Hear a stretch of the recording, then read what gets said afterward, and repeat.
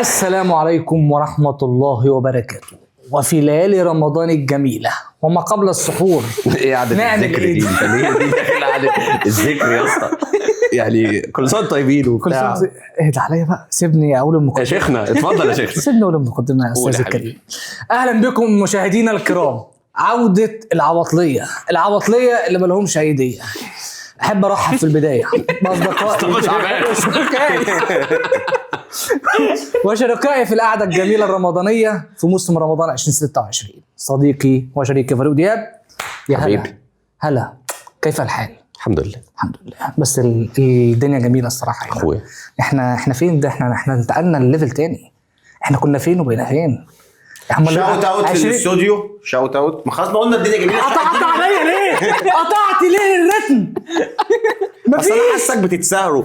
استنى خليني ماشي براحتك يا صاحبي، قول يا عم. في 2027 نروح فين؟ ادي بقى الشاوت اوت. لسه اديني بقى، سيبنا نقول الافيه. نرحب برضو صديقي مستر عبد الرحمن فاروق. اهلا بيك. ايه ده اختفائك الكتير ده؟ والله يا باشا الفانز بتوعك يا فندم ما ينفعش والله. الدنيا تلاهي. اهلا بيك في الدنيا طبعا. نحب نقول له مبروك بعد الجواز كده. اهلا بيكم في الدنيا وفي العالم. وضيفنا لرمضان الثاني على التوالي مستر مينا. اهلا بيك. اهلا بيك. يعني اسفين على الانتظار بقى لمده ساعات دي كده. كاننا من كل الله حسبي الله ونعم الوكيل. ولا يهمك. المهم في موسم رمضان 2026 انا حابب اقول الشاوت اوت برضه. انا المهتم اكتر منه اهو. ما تقول له يا ابني ما تقولش السبونسر، بس انت كده قطعت الكرييتيف. انا اسف كده ما ينفعش. الفيديو ده سبونسر باي كليك كلاك استوديو. احسن استوديو في اكتوبر بجد. انا مش بقول كده عشان هو صاحبي هو اللي عامله، بس فعلا ده احسن استوديو في اكتوبر. تقدر تصور عليه اي نوع من الكونتنت انت عايزه حرفيا. افكار، سكريبتات، مونتاج، تصوير، سايكلوراما، بص كذا لوكيشن مختلف فقط وحصريا في كليك كلاك باي مستر فرقة ريفيوز. حبيبي يلا بينا. حلوه كده بس انت قطعت. انا كان في دماغي حاجه تانية بس خلاص راحت. نوفرها لحته تانية. احنا اسفين. موسم رمضان 2026. قبل ما نخش في كل حاجه، كومنت سريع ما قبل اللي هو انت داخل الموسم ازاي، ودلوقتي احنا بعد 10 ايام. انا داخل متحمس جدا. في اعمال مهمه جدا نازله وناس تقيله، بس لا اسوأ موسم رمضان من 15 سنين كده. طب انا مش هتكلم عن النص التاني. فين الاسماء التقيله بس يعني؟ لا انا داخل على اساس بقى هشوف فخر الدلتا، فاشوف حاجه جديده، هشوف مصطفى غريب ومش الميلاد بيعملوا هي كيمياء، هشوف ماجد الكدواني في رمضان، هشوف هند صبري في رمضان، هشوف حاجات كبيره. ومعانا شويه مخرجين كويسين موجودين. ومهاب طارق عامل مسلسلين، فاحنا معانا اسماء كويسه. اكتر اسمين كنت زعلان هم مش موجودين: احمد شاكر خضير، محمد شاكر خضير ماشي، وكريم الشناوي. دول اللي هم مش موجودين، هو ده اللي كان مقلقني. بس قلت تمام، يعني معانا اسماء كبيره. في مجالهم السدير مسعود عمل شغل. السدير مسعود لاول مره وفر بقى. ده اول منعطف خطر. ما كانش رمضاني صح؟ لا كان اوف سيزون. ما عملش اي موسم رمضاني. اول موسم رمضاني يكون فيه السدير مسعود. فتمام، يعني انت عندك 3 عتاوله ممكن نشوفهم مع بعض السنه الجايه ان شاء الله عادي. بالظبط. فبس ده موسم رمضان 2026 بالنسبه لي. فاروق اكس 2. والله يا حبيبي انا ما كنتش متحمس لاي حاجه هتنزل في رمضان، لان انا موسم ويعدي. لا ما فيش حاجه مسلسل كان عليه هايب يخليك تتحمس. يعني ممكن مثلا صحاب الارض عشان القضيه الفلسطينيه، بس غير كده المسلسلات كلها انت عارف انها نقش من السنه اللي فاتت. هل بقى النقش ده عاجبك ولا لا؟ دي حاجه تفرق. يعني علي كلاي فهد البطل، انت فاهم، ننسى اللي كان هو بتاع السنه اللي فاتت وهكذا. فنقش اعاده انتاج القوالب يعني. ما هي اللي اكتر؟ مينا. كانت توقعاتي تحت الصفر، بس النتيجه اللي لقيتها بامانه كويسه، ما زعلتنيش. اللي هو لغايه دلوقتي بعد 10 ايام لغايه النص الاول عندنا مسلسلين 3 كده كويسين كده بنتابعهم، فهو قشطه. يعني موسم رمضاني كده واقف على حيله، لسه في حاجات في النص الثاني. انا اظن ان احنا متفقين، مش محتاج راي رابع، لان هو موسم خافت. وانا خايف ان هو في النص الثاني مش هنتعامل كاننا في مسلسلات رمضان اصلا، برغم ان ممكن يكون في مسلسل او 2 حلوين. نخش على المسلسل الاول.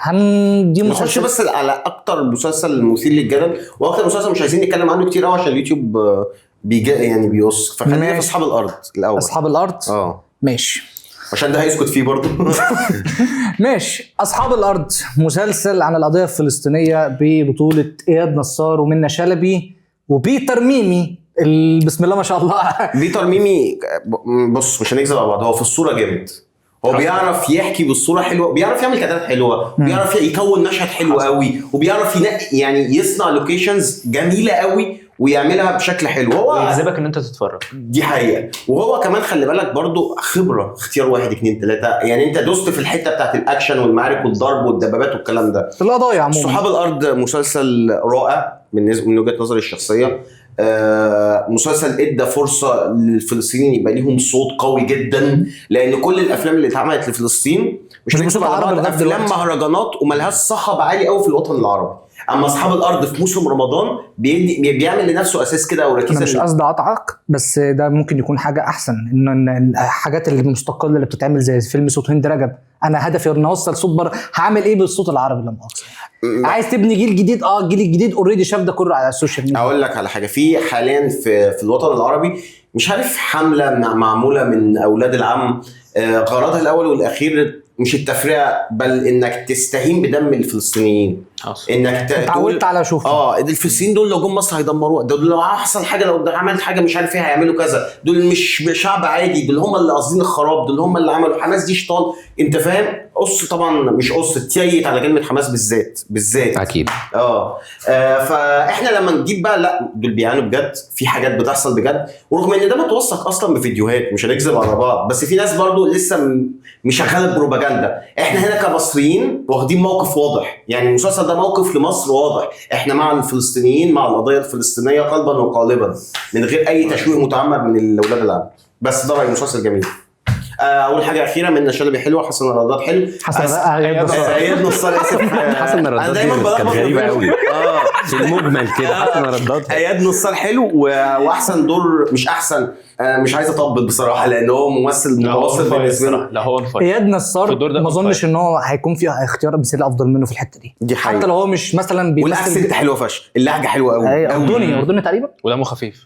اردني تقريبا الجنسيه، اردني، يعني لازق فيهم وعلى نفس اللهجه. بس لا وعايز اقول لك الجانب بتاعه حتى كان بيطلع منه شويه كوميديا كده كويسين في دي حقيقه، تكسر اللي بيحصل بالظبط. وانا كانت توقعات المسلسل بما ان هو اخراج بيتر ميمي اللي عمل اختيار 1 2 3 شعارات وخطب وطنيه، بس لا هو خالي من الموضوع ده اصلا. يعني تقريبا يمكن على الحلقه ال7 و8 كان في خطبه واحده بس، في المقارنه في اللي حصل في اول 7 حلقات ان انت بتهتم بالقصه. والله انا اقدر اقول لك ان المسلسل ده الحلقه الاولى والثانيه منه يعني دخلته فيها هوك ابن لذينه، هوك يعني بيقفل بقفلات انت اوريدي شفتها، او مش هقول لك شفتها او عايشتها، بس فكره اللي هو ايه، الناس عايشه حياه اولموست طبيعيه، يلا ما تسيبيش.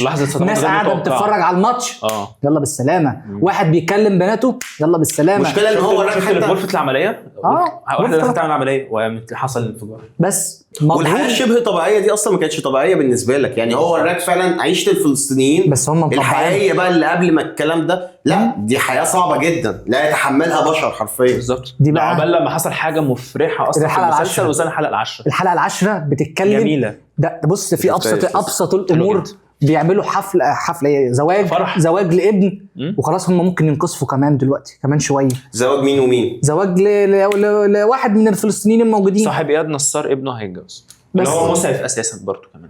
حلو. والراجل بيقول له ايه، انا امك اتجوزتها ايام ما اعرفش ايه في 2000، ايه اللي حصل لما حصل غزه، الظروف عدله نتحرق بس بالظبط. فمش هنتكلم كتير عنه. مسلسل جميل، ومسلسل بص هو في جرعه كآبه عاليه طبعا، وده متوقع من حاجه زي ده. فلو انت عايز تشوف حاجه زي معمول كويس جدا، مصروف عليه حلو جدا، كئيب شويه، ده احسن اختيار. ووافق على فكره اللوكيشن الحاجات دي كلها، بس لو كانت اتعرض بره رمضان كان يبقى افضل بكتير خصوصا انه يكون ياخد وقته، مش هيبقى 10 حلقات، يبقى 15 حلقه. ممكن هو الترند الوحيد صح في الناس كلها تتكلم عنه. اهم حاجه ان انا حابب اقولها ان هو ده اقدر اقول افضل مسلسل لبيتر ميمي مع مسلسل الحشاشين. انا حابب كده، انا بحب الحشاشين في تاني حاجه اتمنى ما يكونش المسلسل الاخير، وما نعرضش بس وجهه مصر، مش هقول اكتر من كده. نخش بقى على ماشي، نخش بقى على مسلسلات ال30 حلقه. المسلسلات ال30 حلقه عشان هي المسلسلات اللي مكمله معانا لاخر رمضان.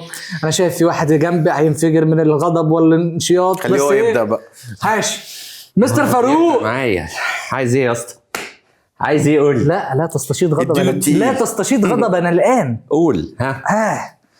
اصلا زهقت يا جدعان، الموضوع 30 حلقه ده كتير قوي، ومسلسلات حلوه الجمله دي، لازمه انها تكون 30 حلقه. انا عايز احط 30 حلقه وخلاص. فن الحرب 30 علاقه. لا 30 حلقه 30 يا راجل. الحرب 30 انا سبته من الحلقه السادسه الحمد لله. يا نهار كوميديا. جبتوا سيرته، ماشي نبتدي نبتدي بيه ان شاء الله. مسلسلات ال 30 حلقه، فن الحرب، درش، فقر الدلتا، ايه تاني؟ افراج فخر الدلتا 30. احمد رمزي بدأ ب 30 حلقه. ده جاحد.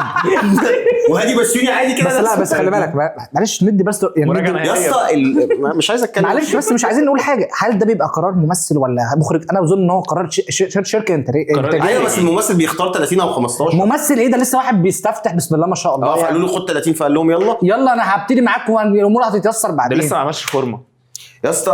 اخراج هادي بسيوني. معلش انا اقول حاجه. لا احنا نبتدي في فن الحرب عشان نبتدي في فن الحرب. نبتدي في فن الحرب براحته بقى. اتفضل. فن حرب هم حلقتين وما ينفعش يتكمل بعد كده. ده من أسوأ المسلسلات اللي موجوده. عودة يوسف الشريف. ما هي دي الشابوه. الشابوه وربنا جنبه. بالظبط.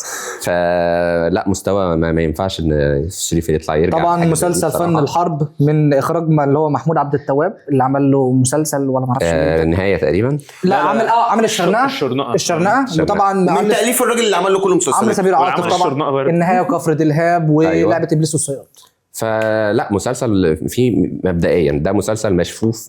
يعني انت مجمع من هنا على مجمع من هنا على مجمع من هنا وعامل مسلسل ويلا هنمشي بيه. كل الشخصيات هي الشخصيات اللي موجوده هناك. وطريقه بقى اخراجيا انا بتفرج على سكتش سريع ما اعمل كده إيه يا ابني؟ طب ما تثبت الكاميرا ثانيتين. ايوه حته لا مش عارف يحفظ النص. مش عارف يحفظ. هي ملهاش علاقه حتى بمنص ولا غيره. وهي اسلوب لا كان القط واضح قوي. اسلوب ايوه القط ده سيء. جملتين عندنا مشكله مونتاج 100%. بس كده هحطها على المخرج برضه. ما هو ده اخراج بالظبط. وانت شفت الكلام ده فانت يا تصلحه يا اما ما تمشيش كده. فهو اخراجيا من أسوأ الحاجات اللي انا شفتها. كتابه بقى كوميديا اللي موجوده دمها تقيل جدا. الفكره نفسها خصوصا اسلام ابراهيم هو الكوميديا. هو اكشلي هو كوميديا هنا. اسلام ابراهيم التخين اللي هو اللي بيعمل السحر ولا النشال بتاع الفريق. فكل حاجه في المسلسل ما تحمسش الواحد ان هو يتفرج اكتر من حلقتين باي شكل من الاشكال. في بنت صغيره كده خلاص بقى. أسوأ بنت صغيره في كل البنات الصغيره اللي بتمثل في رمضان السنه دي والاطفال عموما. يعني الاطفال كلهم حلوين ما عدا دي. يعني تخيل طفل حلو وطفل كان مكان حلو. ما انت كده بص طريقتك ان انت تقول على البنت اللي هي فيها مشكله. ما هو ده مش عندك حق. هي اخراج يا اسطى وكتابه صح. انما ما تجيش على الممثلين تقول عليهم الممثله ممكن فعلا يطلع منها كتير. بالظبط. فما نشيلش الناس غلطات. طب الماين جيمز لا انا ما شفتش بقى. قال لك حلقتين وانا ما اقدرش اتفرج على العبث ده. البلوت تويست ولا خد الشنطتين ونزل تحت وعمل فيها سايح. ده عبط ده بقى. ده هبل بصراحه. ازاي تقول كده المصري برضه الشابوه. انا ما بقولش على الشابوه يا ابني. يعني ليه الناس على فكره انا اصلا من الناس اللي شايفه ان يوسف الشريف مش ممثل عبقري. يعني ممثل عادي جدا. بس افلام مسلسلات مش عادي. ده اقل من العادي والله. وبيبقى موجود كل حاجه. ده انا عامل ملحد يعني. بس نوعيه المسلسلات فنوعيه المسلسلات ايه بتاعته حلو. بس انا مش من فانز بتوع باي شكل من الاشكال. ما احنا مش بنوفر ولا المسلسلات بتاعته. واللي شفته السنه دي لا ده مش مسلسل هتتفرج عليه. انا من المسلسل ده يعني مش عارف اقول لك. انا كملت معاه 7-8 حلقات وبقول انا واقف عند الحلقه 15. لا واقف عند الحلقه 15 لان الحدث اللي حصلت في الاول يعني فيها نوع من الكاتش اللي عمال اقول ايه ممكن يمكن يا في امل ممكن يحصل قدام. بس لا لغايه دلوقتي هو من المسلسلات اللي هو ايه انا هركن 3-4 حلقات هرجع اشوفهم. كان بها كان ما كانش خلاص سلام عليكم. مش هعمل اكتر من كده. النفسيه وال30 حلقه ده كتير عليا. كتير فشخ. كتير جدا جدا درجة القرف. يعني عارف درجة القرف هو ده. انا دايما في دماغي ميم معين بتاع اجانب مش عارف هتفتكروه ولا لا. المؤلف الحلقه بيبقى في عقليته هو بيكتب اكن القلم بيتحرق. انا بكتب فاير حرفيا. بكتب حاجه حراقه قوي. حاجه جامده قوي. وهي في الحقيقه وهي الحقيقه اغلب البلوت تويستات مش كليشيه غبيه. انا بشوفها غبيه جدا جدا. يعني مثلا لما اتقفش من الضابط راح وهو بيسال الفازه والضابط عامل اكنه جاي يمسكه وضحك على راجل. شفناها في كام عمل ديامن قبل كده. حته ان الضابط ده جزء من العصابه دي كليشيهيه وممتازه جدا. بالظبط. لاول مره يوسف الشريف في مسلسل مش اول مره. دي مش اول مره. الناس كلها ما حبتش كوفيد 25 ومش من الذكاء. والله حتى لو ما كانش بالجوده الكبيره مختلف. عايز اضيف لك حاجه مش من الذكاء. انا بحب الزومبيز. ذا ووكينج ديد بقى. احنا من الناس ذا ووكينج ديد. حط البوستر بعد اذنك كمان. لا ما تحطوش. مسلسل رمضان يا اسطى. ما تخلينا في رمضان. شوت بحب ذا ووكينج ديد. ما انا عارف كلنا. مش من الذكاء اصلا بعد 5 سنين غياب يرجع بمسلسل 30 حلقه. دي حقيقة. يرجع مسلسل بس مش بعد غياب 5 سنين. جمهورك مش هو لو المفروض جمهورك كبر. كم واحد طلع كم جمهور يعني كم نجم طلع. يا عم خليه يعمل لنا النهايه الجزء الثاني وتركزوا بقى النهايه الجزء الثاني. يوسف الشريف السنه دي هل حد بيسمع اسمه في الترند كده بيعدي؟ لا خالص. هو موجود بس عادي زي ما موجوده مثلا ياسمين عبد العزيز، زي ما موجود مصطفى شعبان. ما انا بسال موجود. معلومه في العموم، هل حد عارف هم لسه بيصوروا ولا لا؟ لا معرفش. لسه بيصوروا. اكيد صح، اكيد يعني معظم التلاتينات. بالشكل ده اعتقد لسه بيصوروا 90% من مسلسلات 30 حلقه بتبقى لسه بتصور. بالظبط. صباح الفل. انا اتمنى ان الاعمال الجايه تبقى حلوه. يوسف الشريف بيختار اعماله كويس لان هو ممثل متوسط بحد اقصى، فلازم اعمالك تبقى قويه جدا عشان الناس تكمل معاه. انت ممثل الرياكشن الواحد مع احترامي طبعا يعني الراجل كويس واعماله كلها نظيفه على الاقل والكلام ده، بس انت راجل الرياكشن الواحد فاختار قصه جامده تعوض تعرف تعمل بيها الرياكشن الواحد ده. طب سؤال ما يبانش مبتذل. طب سؤال هنا، انتوا ايه رايكم هنا في ادائه شويه؟ يعني حاسس ان هو مرتاح للدور شويه او واخد نفسه، يعني عكس ما تحس ان هو كان طول المسلسلات الثانيه كان تلجن كده. والله ما ملاحظ اي فرق ولا اي ميزه ولا اي حاجه، بس انا ماشي معاه وبنشوف الكلام على ايه. واظن الهدوء والخفوت ده في الكلام اللي هو ايه، والنبي دخلنا على الموضوع اللي بعديه. الموضوع اللي بعديه فخر الدلتا ودخول لاول مره نجم رمضاني جديد في التمثيل. سؤال بس مهم، سؤال. احنا قبل التصوير الاخ ده قال هنعمل ايه؟ هنصور. هنبدا بالمسلسلات الحلوه وبعدين نسيب التراش. انا قلت ابدا بمسلسلات ال 30 واعمل بلوت تويست. طيب فخر الدلتا بلوت تويست ضعيفه، بلوت تويست ضعيفه قوي يعني. يا عم هات لي مسلسل عيد الابوس ايدك. فخر الدلتا انا في مسلسلات ال 15 بتبقى الحلو. انا مش عارف ليه، انا يمكن ده احساسي لوحدي على فكره، وممكن اكون بنيت بيك يعني اللي هو بستقصد الموضوع، بس انا حاسس ان هادي بسيوني بيصور كليب طويل شويه مش مسلسل. يعني المشاهد الرومانسيه ما بين شفت 3 حلقات بالظبط. وقفت ولا هتكمل مثلا حاجه زي كده؟ يس انا شفت 10 فاهم، انا واقف مع الحلقه ايوه المشاهد الرومانسيه اللي ما بين احمد رمزي وطارق عبود صعبه جدا يا اخوان. انا مش قادر يعني. انا بختلف معاك. دي مشاهد الشركه. حاسس ان صوت تامر حسني هيطلع وراهم كده وهيغني في الخلفيه بس لا او جيار. لا معلش انا مش الدفاع عن المسلسل دلوقتي مش هقول لك ان هو مسلسل ذو الجوده ذو افضل مسلسل 30 ولا الكلام ده، بس انا مسلسل ممكن يكون افضل مسلسل 30 فعلا. انا مش هقول كده. لا افراج هقول افراج، ممكن اقول افراج لغايه دلوقتي. احنا بنتكلم قدام بعدين هنجيب، ما تقلقش. ماشي قول وكمل. مسلسل فخر الدلتا بعمل عمرو سعد بس. مسلسل فخر الدلتا يعني انا مبسوط ان انا بتفرج عليه. هل معنى كده ان في حلقات وحشه؟ لا في حلقات وحشه. بس انا عاجبني جو انتصار، جو الناس اللي فوق السطوح، جو الشركه، الجو ده انا حابه نوعا ما. وطبعا مين؟ كمال ابو ريا مؤخرا لا من ساعه مسلسل كارثه طبيعيه انا بالنسبه لي الكوميديا بدات تتصاعد معاه، فانا مبسوط بالمسلسل بشكل عام. واكتر حاجه بتعجبني في المسلسل ده، عارفين لما احمد رمزي مره واحده كده بيتخيل حاجه ويروح داخلين جوه عينه ونتخيل المشاهد دي لوحدها. انا عارف انها بتتقطع كليبات تيك توك بس هي بتضحكني كتير جدا. طيب اقول حاجه اخيره. فخر الدلتا في مشاهد معينه مش في الحلقات كلها عشان مش بعامله كمسلسل. ضحكت في فخر الدلتا؟ انا ما اتفرجتش على فخر الدلتا. ضحكت في فخر الدلتا بس. انا هقول يعني انت دمك تقيل قوي بصراحه. ايه اللي ضحكك في اللي بيحصل؟ في حاجات معينه والنبي قول لي حاجه تضحك.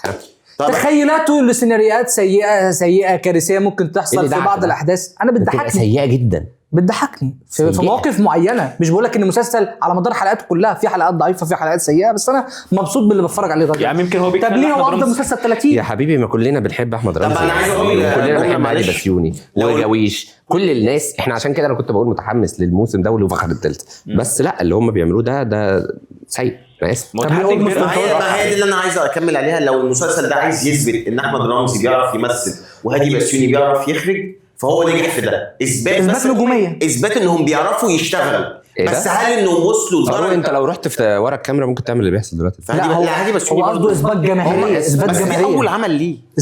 انا معاك. انا دلوقتي انا بحب هادي بسيوني كل حلقات اتفرجت عليه. انا مش بتكلم على هنا دلوقتي، انا بتكلم انه اللي بيحصل فيه مليان مشاكل اخراج. بس احنا كنا متوقعين احمد رمزي هيبقى تعبان قوي، طلع بيمثل. ايه يمثل؟ عمل لا ليه؟ هو خريج معهد مبدئيا مثلا عكس كل اغلب النجوم مثلا. يعني دي الفكره. بس لا هو احمد رمزي مش عارف يشيل لا مش عارف يشيل المسلسل. بس المسلسل نجح في حاجه واحده على الاقل. ايه؟ جمع جماهيريه. ما شفتش كده جمع جماهيريه فين؟ مين؟ مش جماهيريه في الافضل، جماهيريه اللي في ناس بتشوفه.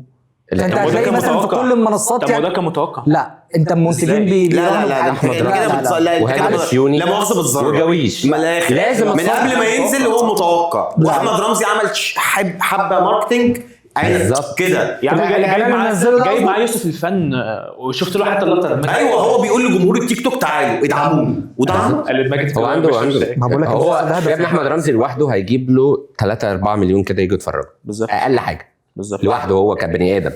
هادي بس مش يمكن شويه استكشاف قاعده جماهيريه الجويش جديده. كده كده وطلع هيجيب. عروض مشهوره اصلا على التيك توك استكشاف قاعده جدا. جماهيريه أوكي. استكشاف قاعده جماهيريه جديده أول خارج مرة التيك توك. أعرف لا مشهوره على التيك توك. انا ما اعرفش هو حد مقتنع متفق مع كلامه اللي هو مسلسل لذيذ وبضحك فيه انا كام شفته مره. بعد رمضان. هو مسلسل مش وحش بس مش حلو قوي بس مش وحش برضه يا فاضل. بس ده اللي انا عايز اقوله باختصار. بس انت ليه قلت هو افضل مسلسل 30؟ لان مفيش حاجه 30. افراج بعد اذنك. ايوه هجيله نعم ترانزيشن.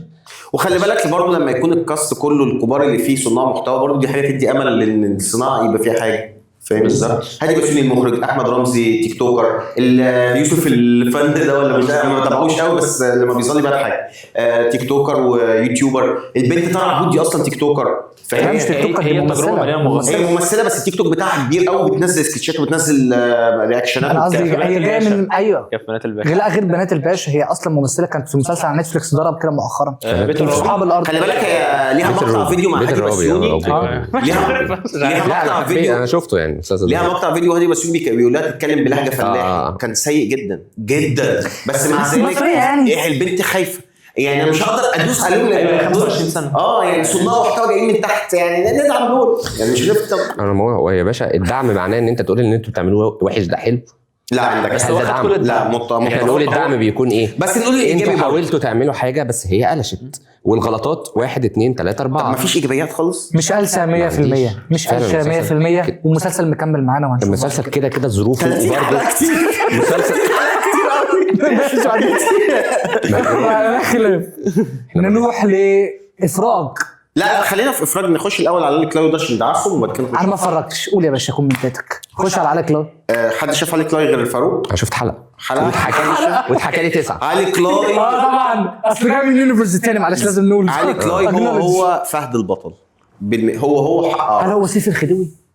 لا هو علي كلاي. هو علي كلاي. هو المره دي بيلعب ملاكمه. يعني احنا كده في اكوان موازيه. ونفس طريقه الكلام بنفس الرياكشنات بنفس كل احلى حاجه في احمد العوضي اللي انا بحبها جدا انه ما بقاش محتاج يمثل.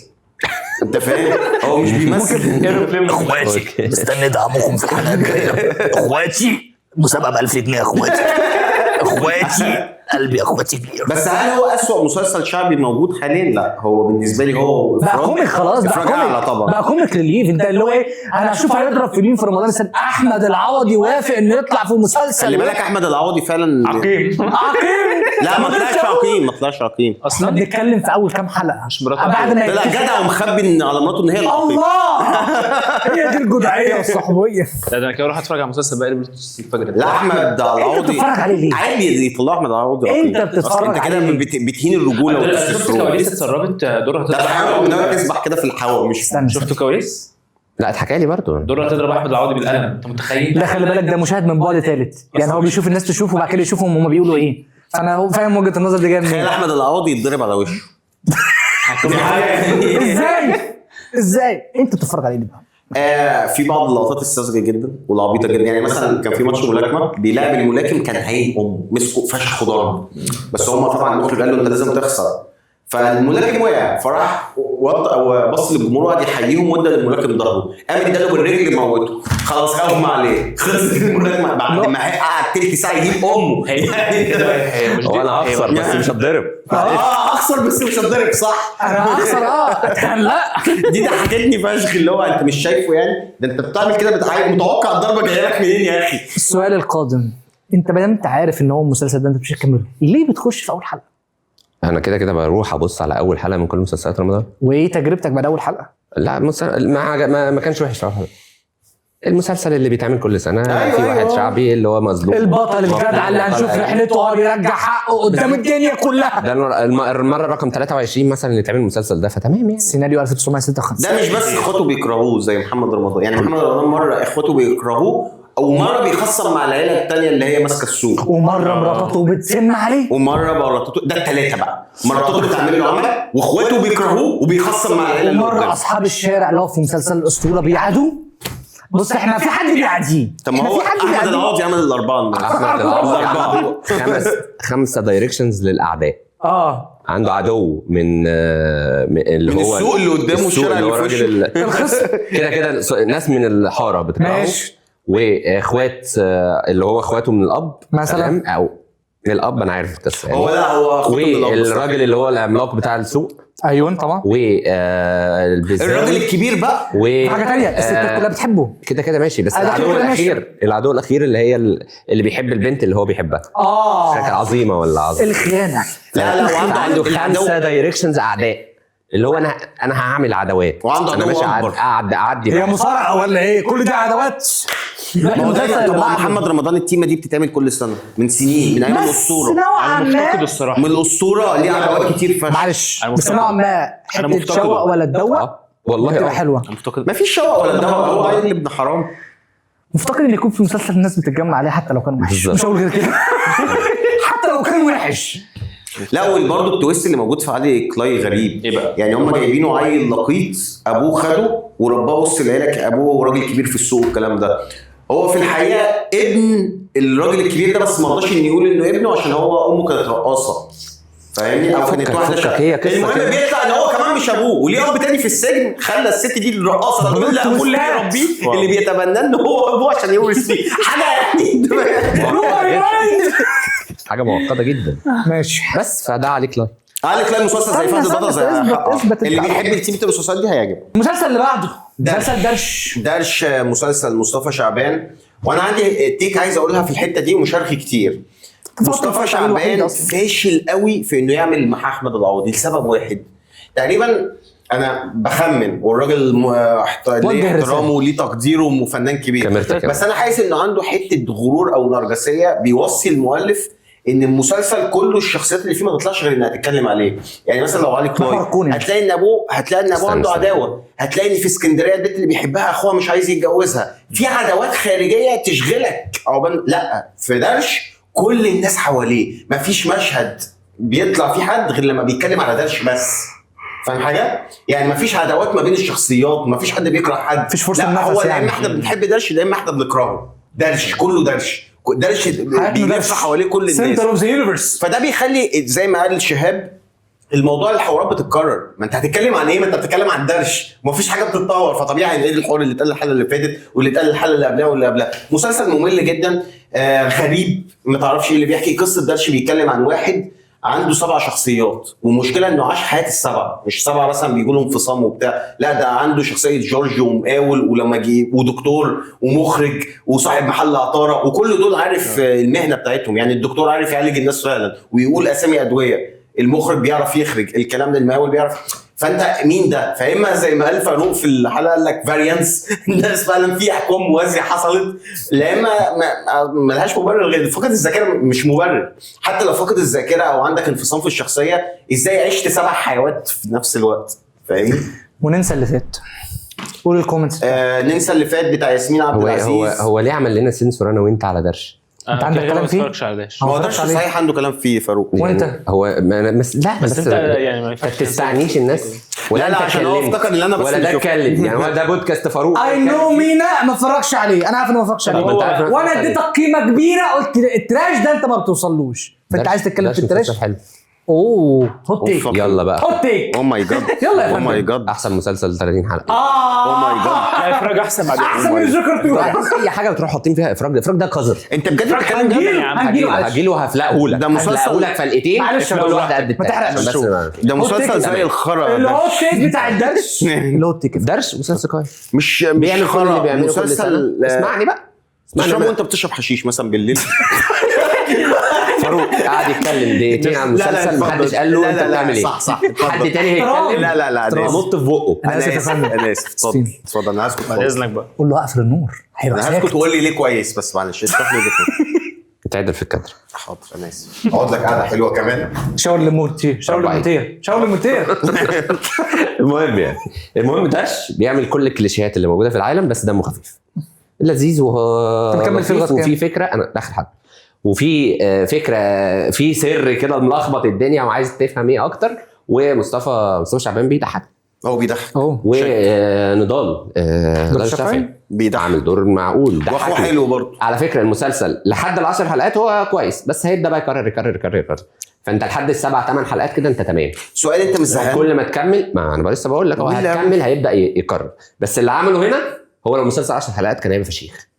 ايه رايك بقى لو كان لم القصه دي كلها جوه 10 حلقات 15 بقى في رمضان يا عم، حتى لو 15. والماني يروح فين؟ الماني يروح فين؟ محدش هيستحمل يكمل ده. بس خلينا متفقين كل حاجه. وعلى فكره انت قلته منطقي جدا، بس انا مستغرب ان انت مش شايف ان علي كلاي وكل المسلسلات التانية لان بتعمل في صراعات تانية خارج هي علي كلها كلاي. نفس الصراع، كلها بيبدا الصراع في حته تانية عشان ينط في حجر علي كلاي. الشخصيات ليهم شخصيه ولا ليهم شخصيه. اما فضلت كلهم بيخدموا على علي كلاي او ايا كانت الشخصيه بتاعتنا في الاعمال اللي كلها شبه بعض دي. فاهم ان درش بيعمل كده برضو بالظبط. عشان كده قلت لك في كل الكليشات بكل انواعها وكل اشكالها، بس في الاخر دمه خفيف ومش واخد الموضوع بجد. قشطه. يلا بقى دايره خيبه قبل يجيب صداع. خلينا نكون متفقين بس قبل ما نقفل درش ان مصطفى شعبان ليه جمهوره وهو بيلعب في الحته دي قوي. انا معتمد على نجاح المسلسل من جمهوري فقط، مش عايز حد دخيل يخش بقى يقول لي انت بتعمل قصه بتعمل حوارات. معلش عشان ما نطولش، بس احنا من ساعه ما ابتدينا حقبه ملوك الجدعنه ومصطفى شعبان بالنسبه لي ديد اند. نخش وننسى اللي فات لياسمين عبد العزيز قبل ما نخش في بيت ننسى اللي كان ولا ننسى اللي فات؟ وننسى اللي فات وننسى اللي كان وكان اللي كان ومين اللي كان. انا بقلش طبعا على اسمه دلوقتي. يلا خش انت. حد عايز يبتدي غيري؟ انا ما اتفرجتش على اصلا ولا انا الوحيد اللي شفته. طب كنسل. والله مراتي بتحب ياسمين عبد العزيز وبتتفرج عليه وانا اتفرجت. طب ما تقول لا انت ماشي نفسك كده. ما انا مجبر عليه يعني. مش مجبر لا، بس في نفس الوقت التلفزيون شغال وعايز تقعد تتفرج. يلا بينا يعني. ننسى اللي كان بالنسبه لي ياسمين عبد العزيز فيه بتقوم بأسوأ اداء تمثيلي في تاريخها الفني كله. ده أسوأ حاجه شفتها لياسمين عبد العزيز في حياتي. كميه الافوره والرياكشنات المفتعله والسلو موشن ودتني اقسم بالله انا بتفرج على سيدي الناس فيرجن النسخه الثانيه. ياسمين عبد العزيز دي لو كانت مرات عمرو سعد في سيدي الناس كنت اصدقها. هو يمكن هو غلطه محمد سامي. هو لا انا مش حابب اقطعك، بس ممكن تقول لي هي ياسمين عبد العزيز عملت اداءات قد ايه قبل كده؟ عشان تقول لي اسوأ اداء في التاريخ. انا حاسس ان هي ياسمين عبد العزيز ممثله شاطره جدا، لطيفه جدا، ممثله حلوه جدا لطيفه. بس ايه كلمه ممثل اسوأ اداء في تاريخها دي؟ انا حاسس ما قبل ايفيتين التاريخ يعني. بقى لها 3 سنين بتعمل اوفر. يا اسطى زكي ده اسوأ اوفر فيهم. بس هو ايه اللي بس؟ لا مش بس. هو ايه انت خلاص الداتا كان يعتبر كويس. افلام كويس اداءها معقول. حاول تفاحه حلو. حاول تفاحه سهله. حاول تفاحه مثلا. السلسله اللي اشتغلناها افضل حاجه دي. ماشي. الحقبه بتاعت اخر 15 سنه بقى. هي حقبه احمد العوضي كده دمرها نشمل الدنيا. يعني هي بالظبط كلنا في التراش من ساعه ما بدا التمثيل مع احمد العوضي وهي ادائها فعلا من اوفر لاوفر وصلت لاعلى الدرجات بقى في السنه دي. يا اسطى انا مش عايز اتريق والله عليها، هي ممثله كبيره وبحترمها. انا بتكلم على الشخصيه. كل لقطه كل ثانيه كده حاجه يعني صعبه. انا مش بتريق اقسم بالله، بس ما فيش حد طبيعي. المشكله ان قايمه بدور ايه؟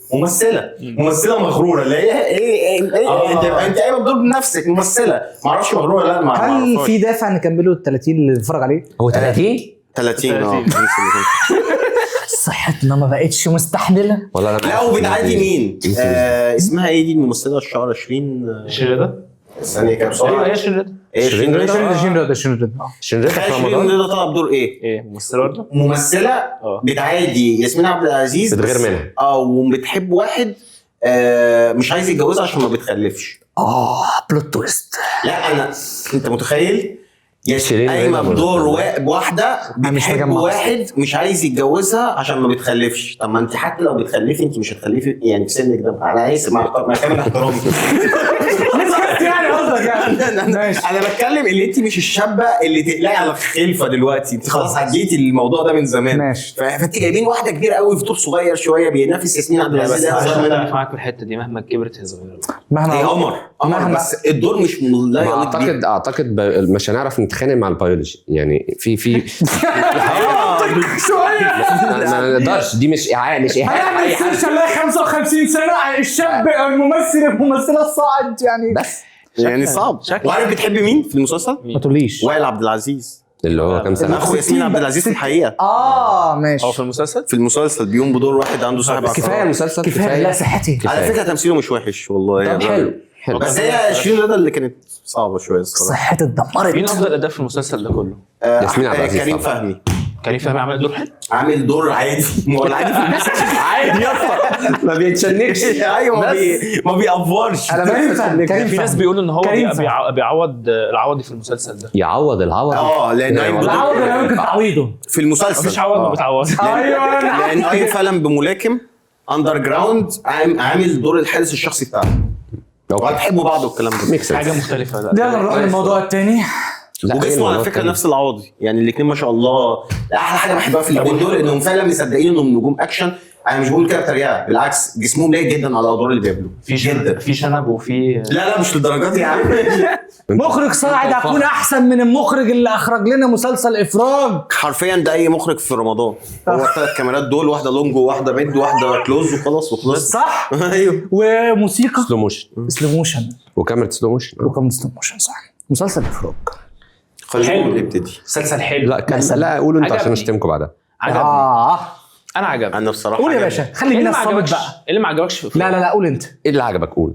طيب عامه هو مسلسل افراج انا عمري قبل كده ما اتفرجت على اي مسلسل لعمرو سعد تمام غير ملوك الجدعنه، لان هي مسلسلاته ما بتعجبنيش. بس شارع شفت عبد العزيز. فيديوهات على تيك توك لسيد الناس. شارع عبد العزيز يا جدع. ما هو ما كانش حلو. شارع عبد كان زي العزيز. الزفت. شارع عبد العزيز ما شفتوش. لا ده كان من المسلسلات الحلوه قبل ما يخش في الحقبه انا دي. شفت ملوك الجدعنه ماشي. وهو زيه زي ملوك الجدعنه، بس لا هو احسن بكتير، ما يتقارنش بيه اصلا. ايوه حلو في ايه؟ دينا في القصه فنيات. القصه الحقيقيه بتاعته. هو بيحكي اللي عن انحرف واحد عنها قتل طبعا. مراته واولاده بس بص وعيش فرقع بقى مع إزاي؟ القصه. اندمج في القصه معلش. لا طلع بره الكادر. انا مش حوار القصه الحقيقيه مش هيسيبك. مش حوار القصه الحقيقيه. ايه المشكله في ان انا اقعد؟ انا بقول لك اقعد، ما بطلبش منك اكتر من كده. ايه الصعب في كده؟ والله الحلقه دي بكواليسها لازم تنزل. هي مش القصه حقيقيه بس الاداء حقيقي من عمرو سعد. شفت يالا عمرو سعد عامل اداء جيد جدا. عجبني الصراحه. وحاتم صالح اكتشاف. يعني لو في ميزه بقى دلوقتي؟ لو في لا مش اكتشاف. اكتشاف في الادوار الجد. في ادوار الشر. في اخواتي كان ايه؟ لا ما كانش أدوار جد. لا كان كوميدي. كان كوميدي حتى لو في دور كتير. جد جد لا ما جد اقدرش كان اقول اخر إنه جد. حلقتين. لا هنا بتتكلم عن دور شرير يعني مش عايز اشتم بقى. خلاص انتهيت.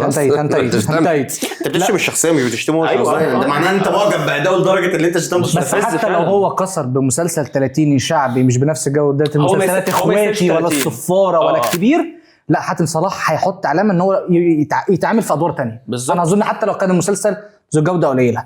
مش ذو جوده قليله. والقصه بتاعته متماسكه جدا. يعني انت بتقعد تتفرج على كل حلقه خلاص انت عارف ان هو مسلسل شعبي، هيبقى فيه ممكن هيبقى فيه مماطله، يبقى فيه حوار تمام. تخطيت كل ده وتعايشت معاه. شوف بقى القصه احداث مسلسل افراج. بس هو ما فيهوش مماطله. انا ما حسيتش بالمماطله اللي احنا بنتكلم فيها. لا ليه؟ لما في حدث بيحصل لازم احنا بنشوف الحدث تمام، شفناه مره واحده.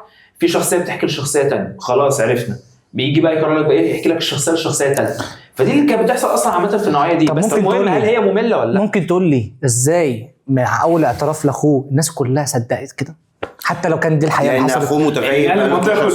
لا لان اقول لك ليه، اديك السبب المنطقي البحت. مفيش حوار ان انت كذا. انا اسف. انا اسمه ايه معلش الشخصيه اسم الشخصيه ايه؟ مين؟ عباس. انا اسف يا عباس ما كنتش قادر اصدقك. خد دي بقى صوره لاول مره مصورها لك من 15 سنه انا محتفظه بيها. يا حاره اجمعي يا حاره خلاص كل واحد يروح يحاله يا حاره. طيب ماشي اديك الاداء المنطقي بعيد عن الكليشيه بتاع الحاره اجمعي ده عارفين ان هو يعني ما حدش له عليها مشاكل. بس المنطق ايه؟ ان ده واحد كان محبوب جدا جدا جدا قبل ما تتقتل مراته، وكان معروف في الحي انه بيسعد كل بيت بيخشه. حلو. فهو اوريدي اصلا الناس كارهين انهم كارهينه. انت فاهم؟ هم كارهين ان هم مش طايقينه. دي حاجه. تاني حاجه اخوه متغيب بقاله 12 سنه. ليه متخيب؟ ليه اختفيت اول ما قتل مراته؟ يعني اكيد في سر ورا الموضوع ده. فلما اتقال انه انا عارف ان ما قتلتش مراتك، عرفت بقى انت ليه اختفيت. حد دفع لك وقال لك تقول ان هو اللي قتل عشان يتسجن. يعني انت فاهم؟ دي المنطق. هم ما صدقوا لو حاجه يحبوه تاني عشانها. فاهمني؟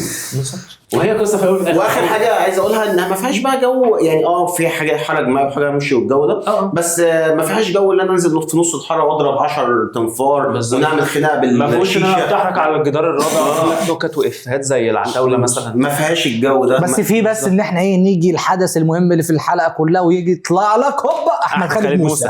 خد في وشك دي محمد سامي قوي. هو في ايه؟ دي محمد سامي قوي بقى. مستر ما فهد. تبصليش كمل. لا لا لا لا لا لا لا. اكمل تاني شخص شكله الخارجي عمرو سعد لايق جدا على البيئه اللي طلع منها وعلى المنطقه اللي هو فيها وعلى وظيفته كموظف جمركي. لا طلع زي احمد العوضي لابس الحزام في نص بطنه والقميص وبيمشي كان بيعمل كده يعني عشان اول مره حاجه مختلفه يعني، بس في نفس ايوه الوقت حلو. طب ما دي حاجه حلوه. ايوه ما نقول هو إن غير من نفسه ماشي. برضه شويه عن القالب اللي هو دايما محشور فيه. الموسيقى التصويريه السريهاني حلو جدا. حابين ممكن نكومنت على حاجه مختلفه، ان عمرو سعد اعلن قبل رمضان ان ده ممكن يكون غالبا اخر مسلسل فكك من آخر مسلسل. 4-5 سنين، كلهم وعايز بيقولوا ينتقل كده. للسينما شويه، كلهم بيقولوا كده. هنلاقيه 27 يعني. يبقى يتنقل سينما دي قرار حلو جدا، بس ده كلام يعني نتكلم على هو تمثيله. ممكن يجيب سنه. تمثيله احسن 100 مره من السنه اللي فاتت. يعني من السنه اللي فاتت ده كان هو يعتبر من افضل الادوار القديمه في الدنيا. انا حاسس ان محمد سامي السنه اللي فاتت يعني دمره نفسه، يعني خلاه يمثل باداء واحد مبتدئ ما شافش كاميرا في حياته بامانه. ممثل تيك توكر حرفيا حطيته قدام، وبين التيك توكر دلوقتي بقى ممثل جامد على فكره يعني. حتى دول بتوع التيك توك بقى يمثلوا. تامر الجيار لما طلع في المشهد بطل العالم كان لطيف والله، حلو عجبني. الواد احمد رمزي برضو مش واد طبعا مع كامل احترامي، خلينا في افراج. حلو. في افراج عموما تمثيل عمرو سعد فيه كان حلو، كل الممثلين حواليه بيمثلوا حلو، بالذات امه فشيخه سما ابراهيم. سما ابراهيم قايمه في دورها في عين سحريه فشيخه جامده قوي. أيوة. اخته اللي كانت بتكرهه لاقي عليها قوي الكياده اللي هي دينامات. اللي كانت بتكرهه اتغيرت برضه بعد كده. كانت حلوه. واخته حتى اللي اتجوزت ابن عمه غلبانه ولاقي عليها الغلوه. بس انا مش متقبل، انا عارف ان هو ممكن يكون حدث وانت بتقول دنيا اديتني باين. المبرر لا بتاعه. الثانيه اللي هي كانت في كارثه طبيعيه. مراته كارثة كانت مرات سلام. اللي هي اخته. دنيا حاجه باين. لا مش دنيا ايا كان اسمها، هنجيب اسمها دلوقتي اجيبها حاجه لكم. فخر الدين. خلينا لا ما علينا. ممثله كويسه وشاطره جدا وعملت الدور حلو، وكل التمثيل هادي ما فيهوش الافوره بتاعت المسلسلات الشعبيه دي. والمسلسل نفسه احداثه حلوه ولطيفه وبتتفرج وانت مشدود اللي جاي. طارق عماد ده انا ملان علي كلاي، انا شايف نسخه من اللي قبل. طارق عماد حتى لايقه في الدور يعني في كراميلا. كويس. بس مش لاقيه في حته حبها ليه. بس انت شوقي يعني حباه اوفر قوي بصراحه طارق عماد، يعني شافته خلاص. شفت فريد شوقي زمانه بقى. فريد شوقي زمانه. تسمحوا لي انتقل للجانب الاخر. بيبص لي انا ليه بص له هو عاجبه برضه. انتقل للجانب الاخر. في ثانيه في جانب ايجابي بس انت شوقي. انا مش عايز احب اعلق على الموضوع ده جدا حابب انتقل للجانب انا الاخر. مع كامل الاحترام طبعا حملوني ممثله جامده جدا وفعلا جميله جدا يعني رائعه. ولما ماتت في الاحداث دي كانت مفاجاه برضه ما توقعتهاش الصراحه. الصمت ده حلو، الصمت ده حلو. عايز- المخرج يا مخرجنا الجميل. كلوز بقى هنا. ايوه كلوز هنا بقى. حابب اسمع الكلام. انه كلام حابب اتكيف. لا يا اسطى افراج. بص له هو بالله عشان هو عاجبه بيتقمصوا. برضه، ما تبصليش انا بس. انا عجبني برضه، عجبني الناحيه الثلاثه عشان بس البرودكشن هاوس بتتقمص في لما بنتكلم عن المسلسل وبيقفلوا فيديوهات وبيبلطجوا وبيمسحوا الفيديوهات مرتين. فاي كلام على افراج بيزعل الناس، فايا كان هو انت كلامك على شخصيات على حاجه ما بتستخدمش ماتيريال، انت بتتكلم عن حاجه مش عاجبنا كلامك هنمسح لك الفيديو. فانا مش هتكلم ولا حاجه بصراحه. كمل يا رايك واحترم وانا متفق مع هذا لا انا مش متفق، لازم يقول رايه. هو ليه مش عاجبه؟ اقفل له الشانل. قول لي لا بالعكس اسمع مني. احنا ضد الحريات. عمرهم ما يقفلوا الفيديو ده لان احنا 3 مجتمعين على ان المسلسل حلو. هيزهق اصلا. فنشوف بقى الراي المعارض انت فاهم، نسمعه. قول رايك اللي مش عاجبك في افراج. ببساطه ساذج. حلو. خير خير الكلام. مسلسل ساذج، سيناريو ساذج، طريقه الاخراج لغه اخراجيه مش عارف انت. محمد ساميه. ما هو بيقلد كمان محمد سامي اللي لغته ما بحبهاش، جاي لي واحد بيقلده. عتاوليه بقى اللي برضه. هو ازاي يعني انت انا المفروض اشوف نسخه سيئه من محمد سامي. يعني انت عندك بقينا مشكلة مع النوعية بنترحم دي؟ على محمد سامي، فدي مشكله سيئه جدا. انت عندك مشكله مع النوعيه دي؟ ايه يعني انت عندك مشكله مع كده نوعيه كده الشعب؟ عندي انا كده لا، كده عندي مشكله مع المسلسل القرف اللي بالأخص بيتقدم ده. ده. بس افراج السيناريو بتاعه وفكره البلوت اللي ماشي عليها المسلسل في اول 2-3 اللي انا شفتهم موت فصائد بانت. مش عاجبك بقى الكلام. طيب واحد هقولها تاني في سريعا كده بما ان كده الفيديو اتمسح فالناس مش هتسمعه. واحد دخل السجن انه قتل مراته وولاده، خارج من السجن بعد 12 سنه وبعدين رايح المكان يروح بيجيب ابنه يضربه اللي هو زعلان يعني بيتعامل مع الناس بان هو انتوا ازاي زعلانين مني. ماشي بالراحه بس لحظه منطق. بس انت قتلت مراتك وولادك، ده جوز مراتك جاي ينتقم منك او يتخانق معاك، انت بتضربه وتهينه وبتتعامل، والاخراج بيبين انه بيتعامل معاه ان انت ازاي انت عايز تقتلني ازاي يا اسطى انت قاتل مرات، انت قاتل اخته قبل ما يريفيل انت ازاي طبعا. بتتعامل بالطريقه دي؟ بتتعامل مع بتوع الحاره مستغرب جدا ان هم قرفانين منك او عايزينك تمشي او مش عايزينك في المكان. ده معناه ايه؟ انا ما حسيتش كده كده اخراجيا، يا اما اقول لك انا مظلوم والراجل ده اتظلم وبصوا ومش عارف ايه، فلما يطلع الناس لو اتعاملت معاه وحش احنا هنبقى متعاطفين معاه. هو ما قالكش ده حلو، يا اما تقول ان هو تخبيها وهو يبقى فاهم رد فعل الناس، متفهمه نظرات بس اللي هو منطقي ان انتوا هتبقوا فاهمين ان انا كده. ده ما حصلش، انما حاطط الاثنين مع بعض ده غباء، ده اسمه غباء، ده مفيش اي منطق في اللي بيحصل. حاجه بس رايح ادخل الشغل ورايح اتخانق مع اخويا ورايح زعلان من الراجل اللي جاي يقتلني عشان انا قتلت اخته. انت عبيط ولا ايه يا اسطى؟ طب ما ايه المنطق؟ صفر منطق. بس ده سذاجه في السيناريو ملهاش لا وجود للمنطق في مسلسلات عالم محمد سامي. والثواني هو شخصيه بتاعت اسمه ايه اللي بتضرب على طول ده؟ احمد حميد. على مرسي. على مرسي. ايه ده؟ ماله؟ هو بالعكس ده بيضحك فشخ. بيضحك فشخ. فين اللي يضحك؟ والله بيضحك فشخ. هي اتعملت مره، كل مره ايه هم هيضربوني وانا هيكلموني وفيها بجد ده فعلا ايه ده؟ والله بتضحكني فشخ. هو ومراته وبنتهم الثلاثه شخصيات لما تنزل الثلاث دقايق. بنته لا بعد اذنك. عايز اقول حاجه بس ردا على كلام، انا حسيت ان هو مش شخص مستغرب على قد ما هو صعبان عليه نفسه، ونفسه حد يكبر بخاطره من اهل الحي. نفسه هو بيروح لكل واحد يتمحك فيه كده. حلو باي امر. هو صعبان عليه نفسه لانه حاسس انه ما قتلش. طب ما تقول ما اتعملش بظلم، ده اتعمل باستحقاقيه اللي هو ازيك ازيك يا فاروق. هو اللي ازيك يا فاروق انت مش لسه قاتل يا ابني بقالك 12 سنه اللي هو مش ازيك يا فاروق. بس ما قالش ازيك لفاروق غير لواحد، عم شلبي اللي رباه وراح لاخته اللي هو الراجل اللي استغرب ان هي بتاع ومسك ابنه ضربه دهاله عشان يقعد معاه ويقعد مسك ابن اخته وحضنه. ودي غريبه برضو لما جت في العيد وقعد حضن العيل الصغير وجري منه. ما طبيعي يجري منه، ما انت قاتل وامه فاهمان ان انت قاتل. وابنه نفسه كمان وابنه برضو استحقاقيه ولازم غريبه. تسمع كلامي ولازم بس برضو ما تعملش مع ابنه بالقسوه او بالاستحقاقيه اللي هو بيقولوا عليها. بالعكس كان صابر عليه شويه. ماشي. لا اتعمل بطريقه غلط شويه برضه. كله غلط. اجريسيف. لان هو طلع كفران، هو عايز يرجع حق مراته باي شكل، فطبيعي يتعامل مع الكل اجريسيف.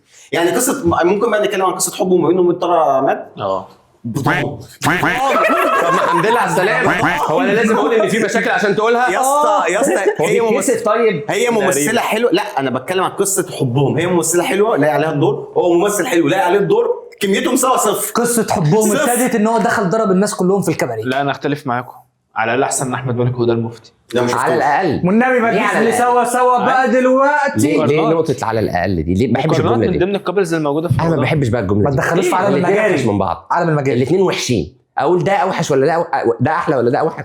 ليه الاثنين وحشين؟ وحشين. رمضان يعني عبس. اقول لك ما يبقى ما نعليش بقى ونقول ده ولا ده احلى. خلاص يبقى ما نتفرجش عليه، يبقى خلاص يبقى ليه ننزل عبس. لا تقول ان هو اتفرج عليه لو انت عايز تتفرج، عندك وقت وحابب تتفرج، وقول عليه وحش هو وحش. بس احسن المسلسلات الشعبيه اللي نزلت. هنكذب في دي. اتفق معاك. انت كل سنه تيجي تقول لي افضل مش عارف مين افضل شعبي. اقول لك على حاجه طب انا بقى على كلامي قدام الناس كلها. فهد البطل السنه اللي فاتت كان احسن مسلسل شعبي نزل. السنه دي افراج احسن مسلسل شعبي نزل. تمام اللي انت شايفه. نخش على الموضوع اللي بعده. تسمحوا لنا نخش على الموضوع اللي بعده؟ المسلسلات ال15 اللذيذه اللطيفه اللي اصلا بقت مسلسلات طويله دلوقتي. الاسطوريه بقى نتكلم على المسلسلات الاسطوريه. الاقل اسطوريا. الاسطوريه قوي من الاقل للاعلى ولا الاعلى للاقل؟ الاعلى. طيب نخش في حاجه سوا تراشيه شويه. ماشي سوا ما شفتوش الصراحه. ازرق سوا ما شفتوش. مسلسل كليب تكتكاوي لذيذ. في حكم، في احمد مالك وهدى المفتي. انا بحبك، انت بتحبيني، انا يا احلام في هدى المفتي اللي بتعمل نفس الدوره بتاع السنه اللي فاتت. هي نفس لفه الطرحه على نفس اللبانه اللي بتاكلها على الشفايف والمكياج اللي ما حدش بقى يعمله. بس هي مصممين ان الشعبيين بيعملوا المكياج ده. هم مصممين، يعني المخرج اللي خارج اللي ما خرجش من الكومباوند مصمم ان ده مكياج الشعبيين. انت فاهم؟ يلا بحبك يا احلام، بحبك يا ابراهيم. اسمه ابراهيم برضه. ابراهيم صح. بقول لك يا احلام انا عايزين نقعد على كوبري كده. اقسم بالله انا متاكد ان المسلسل ده ان ما كانش بيحصل دلوقتي على التيك توك، بس التايم لاين ما بيطلعليش، انت هتلاقيه بيغزو اكتر على مدار الايام طبعا زي حاجات واعمال تانية. فمحدش اعتقد عنده كومنت. ده اسوأ مسلسل في رمضان. الله جايزه اديله. عندك كومنت ولا خليه يقول ليه؟ لا انا ما شفتش، هو يقول براحته.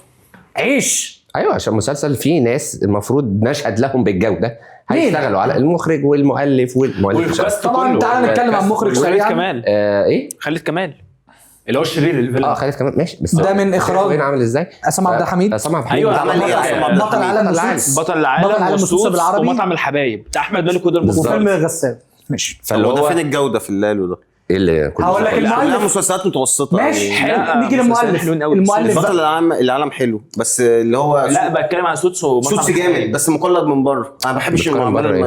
العربي. المؤلف والجو. بقى خش على المؤلف. مهاب طارق عمل حاجات زي مهاب جعفر طارق. العمده ولاد وإيش الشمس إيش. السنه اللي فاتت. مهاب طارق. ولاد الشمس يا لحظة راجل. غضب. احمد مالك السنه اللي اخواتي. اخواتي انت فاهم؟ احيه. فهو ابن مهاب النادي. طارق طب ما ده بقى اللي ذات جوده النادي بجد. فعشان كده بقول بس لك بيعمل الحاجتين. اخراج. يعني مهاب طارق الصراحه بيعمل حاجتين، الوحش والحلو. مهاب طارق بيشتغل بيزعلش. بيحب آه. يشتغل. هو اعتقد في الستاير او في الحاجات الكوميديه بيشتغل اكتر او البلاك كوميدي سميها زي ما تسميها، في الحته دي بقى يشتغل احسن. بيكتب كوميدي كويس. زي لحظة غضب يعني. بالظبط. فعموما المسلسل ده انا مش عارف هو ما اتعملش تقريبا. هو تقريبا اتعمل اي مثلا. انا عجبني قوي انه طلع ترند قبل ما مسلسلات رمضان تنزل. ويتحط حلقتين نزل حلقتين في نفس الوقت. اول ما نزلوه كان قبل ما مسلسلات رمضان تنزل. ترند رقم واحد. ترند وبعديها مات. عشان ما فيش غيره. هو طلع ترند عشان ما فيش غيره. هو بدأ كويس على فكره اول 5 حلقات وشخصيات سوا بالنسبه لي ما ابتداش كويس. دي انت حلقتين شفتهم في مسلسلات لا رمضان. انا بتكلم في اول 5 حلقات. ايوه اول حلقه دي هو وتاني كام؟ حلقه يا اسطى ده يا اسطى ده بيستخدم الستايل الهندي في الاخراج. ده بيعمل كلوز اب على 6 شخصيات قدامه. ما دي بقى ده اللي بيقعد تنافس. يعمل كده. ما انا ده خالد كمال بيعمل سلو موشن جاي عليك كده. شخصيه انت اول ما تشوفها شخصيه لسه في اول كادر في المسلسل المفروض تحس بالهيبه بقى. سلو موشن ويقرب عليه كلوز اب والواد بيعيط. اخش في مناخيره. المفروض اللي هو انا ما اعرفش بيجيب لك انت مين انت كاي كلك ايه ده انت عيط ليه ولا اتاثر ليه؟ واحد داخل لامه سلو موشن ويقعد يفتكر في حاجات. ايه العبط ايه العبث ده؟ وكل أحمد حلقه مالك ايه ده بحبك يا احلام بحبك يا ابراهيم. لا احمد مالك بقى لما يجي يقول اسمع عبد المفتي. لا انا بص ما انا كده كتمثيل انا مش هتكلم مع الناس لان كده طالما المخرج ما قدرش يوجه الممثلين كويس انا ما بغلطش في الوحيد اللي عمل خالص. اداء كويس عصام عبد الحميد. لا مش عصام احمد عبد الحميد بدور عظيمه. بس دور عظيمه بس لا مش دور مين؟ دور عظيمه اللي هو احمد المتوحد عبد الحميد اللي عنده اللي هو اخو اسمه عظيمه. اسمه عظيمه. ده زي اسم الفيلم في علي كلاي بالظبط. يا اسطى لا ايه توكل الاكوان ده هم بيوقعوا على اسامي. المسلسل ما فيهوش اي حاجه حلوه. انت فاهم الفكره؟ ممل تكرار شخصيات مكتوبه وحش كادرات سيئه في حلقه حركه كاميرا وحشه في قوي. حلقه لدفن جده شخصيه جده ده اللي هو مش مهتمين بيه اساسا. قعدوا بقى سلو موشن بقى 6 ايام ده اكيد. أيوة. سلو موشن وموسيقى حزينه ويجيبوا كلوز اب على وشه وهو بيعيط ويدفنوا هو اللي بيحط التراب على تمام. لو انتوا شايفين ان ده مسلسل يبقى طالع من الناس دي انا مش فاهم غلطه هو في فين. 3 حسنات هو في 3 حسنات ده عندك 3 حسنات ده كتير قوي يا مينا. لا بص هو احمد عبد الحميد والواد رزق اللي هو الصغير ده وتتر بقى سلطان بس كده. حلو السكوت ده بس. ده مسلسل بس كده فعلا. هو ده المسلسل بس كده. نخش على اعلى منه. هنطلع فوق شويه. اقول لكم ايه السؤال قبل ما نخش نشوف انتوا ايه رايكم في اختيار احمد مالك للادوار الشعبيه ودي مناسبه ليه؟ ولاد الشمس كان جامد.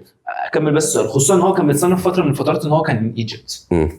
هو حاول يكسب ده. هو انا حاسس ان هو حاول لغاية يكرره بس دلوقتي- ما اظنش هينجح معاه. هيغير تاني عشان فيلم يجي بيست اللي نزل مثلا ممكن يدخله في كاتيجوري مختلفه مثلا. لا والله هو كويس ممثل شاطر وحلو جدا واداؤه في المسلسلات اللي لا بيعملها أكيد. كويس. ولاد الشمس كان جاحد بالنسبه لي انا عجبني جدا. وايجي بيست ده انا متحمس له جدا. بس في حاجه بس كاختيار الادوار الشعبي يعني دي اختيار موفق. لا بس مش كده طول الوقت. اقول لك حاجه اختار انا العمل اختار القصه الحلوه. القصه سواء ده كان تعبان. اختيار كل ممثل بيثبت لنا ان النجم القادم هو عصام عمر. هنجي له طبعا في اخر مسلسل. طب نسمع رايه في في إيه؟ احمد مالك. احمد مالك في اختيار الادوار الشعبيه. تكرار الدور هو تكرار الدور. عايز يغير من جلده وحب يشوف حاجه مختلفه. هو اللي قال كده بنفسه. فتمام يعني حابب يجرب. عايز يشوف يوصل لسيجمنت مختلف من الناس فبيجرب كام حاجه. ولاد الشمس او حتى كان ما كويس. بيحبش احمد مالك. بعد كده لا انا بحبه. لا احمد مالك اصل هو بحس انه متربي معانا. حد شاف الفيلم اللي نزل السنه دي؟ ابن ناس كده. احنا بنتكلم في مسلسلات انا رمضان. شفت كولونيا كان حلو جدا على كولونيا فكره عبقري. مختلف جميل تماما عن اللي عمله في لوتشن. اظن متصور قبل كده. أنا مستحيل يكون قبل. متصور بعد لا، كده. قبله. بيتصوروا قديم. تصور من قبل ولاد الشمس كمان. أيوة. ماشي المسلسل اللي بعد كده ما اعرفش مين اللي بيتفرج عليه. مناع. مناع. انا الوحيد اللي أنا بتفرج مش عليه. انا يا باشا برضه وقفت أخويا. لغايه الحلقه الثالثه طب والله يا جدع ما شفتوش لو أصلاً. رحت العشرة هو نفس الاحداث. ما مفيهوش اتحركت حركه اي بسيطه. حاجه بتتحرك راكد. وده هند صبري انا مش مقتنع بيها ان هي تجسد الشخصيه دي وللاسف في اسوأ احوالها. هو انت مش انا هند مختلف صبري. مع فكره تجسيد الشخصيه لان هند صبري عادي. هي هند بس صبري السيناريو سيء بالظبط. طبعا السيناريو نيجي مفهوش- للمؤلفين. عندنا عباس ابو حاجة. الحسن كفكره، اه بس سيناريو وحوار اسمه ايه ده، واحد كده جديد بس عمرو الدالي. عمل بدون سابق انذار و100 وش بس. 100 وش كان حلو، السيناريو بتاعه كان وبدون سابق جميل. انذار كان حلو برضه. بدون سابق انذار مش مش قوي، كان حاجه خفيفه بس قوي. اللي هو بس كان حلو. ايه اللي يخلي المسلسل ده يعني ما فيهوش حاجه بتحصل. هو مسلسل ما فيهوش حاجه بتحصل. حسين عارف انت المنباوي بتتفرج على المخرج. مسلسل مش وحش يعني، اخراجيا كادرات تمثيل موسيقى كل حاجه. بس نفس ادوات حسين المنباوي. ما بالظبط، هي كل حاجه تمام كده. بيرجع لزمن قديم. اجيب رياض الخولي طبعا اجيب الملابس نفس مدينه الانتاج الاعلامي بنفس الحاره بس أيوة. الخضار اللي هو زي ايوه سوق بقى الكانتو. بعد اذنك تسمح لك جه في الحته دي بتاعتي. اوكي. ايا كان اي نقطه ايجابيه في المسلسل ده، ولا انا واصل للحلقه الاخيره، الحلقه العاشره، معاك. حته الثمانينات دي انا عايز امسك المسلسل اديله بالجزمه. مش الثمانينات مين؟ الثمانينات برؤيه 25 وخالد سليم ده اللي بوجه بسم الله ما شاء الله، يعني الجو لاين هيخرج منين بسم الله ما شاء الله يعني. المهم فهو مسلسل ما فيهوش احداث، ما فيهوش حاجه بتتغير. 10 حلقات نزلوا، الطفل الصغير اللي من اول حلقه لحد اخر حلقه هو نفس السن، مع ان دي بقت امبراطوره دلوقتي، حصل بقت امبراطوره في تجاره الحاجات. ازاي مش فاهم. فما في حاجات كتير بقى كده ونمطي كمان يعني. عارف مفيش تحس حاجة انت بس. شفت قبل كده الصراع ما بين الداخليه وتجار المخدرات كتير فتقدمش. ما هو حتى صراع بارد. ايوه هو الاحداث ما بارده، حصلش حاجه غير في الحلقه مفيش الثانيه فعلا بس. اي حاجه بتتحرك يا ابني. مفيش. طب حد يضرب حد بالقلم طيب. طب اي حاجه. لا كل حلقه رياض الخولي يا ست أنا بحب- الكل يا ست الكل ده أنا بموت فيه. عايزك يا ست الكل. هات لي بوسه والنبي. نروح للمسلسل اللي بعده. مسلسل خفيف لطيف، لو نزل بره الموسم كان هيحقق نجاح كبير. اسمه 2 غيرنا. شفته. آسر الفرق ياسين بينه وبين ومين و- آسر ياسين قلبي مفتاح. دينا الشربيني. ودينا الشربيني. ايه الفرق بينه وبين قلبي مفتاح؟ تريفيا سريع. حاجتين. ولا شيء.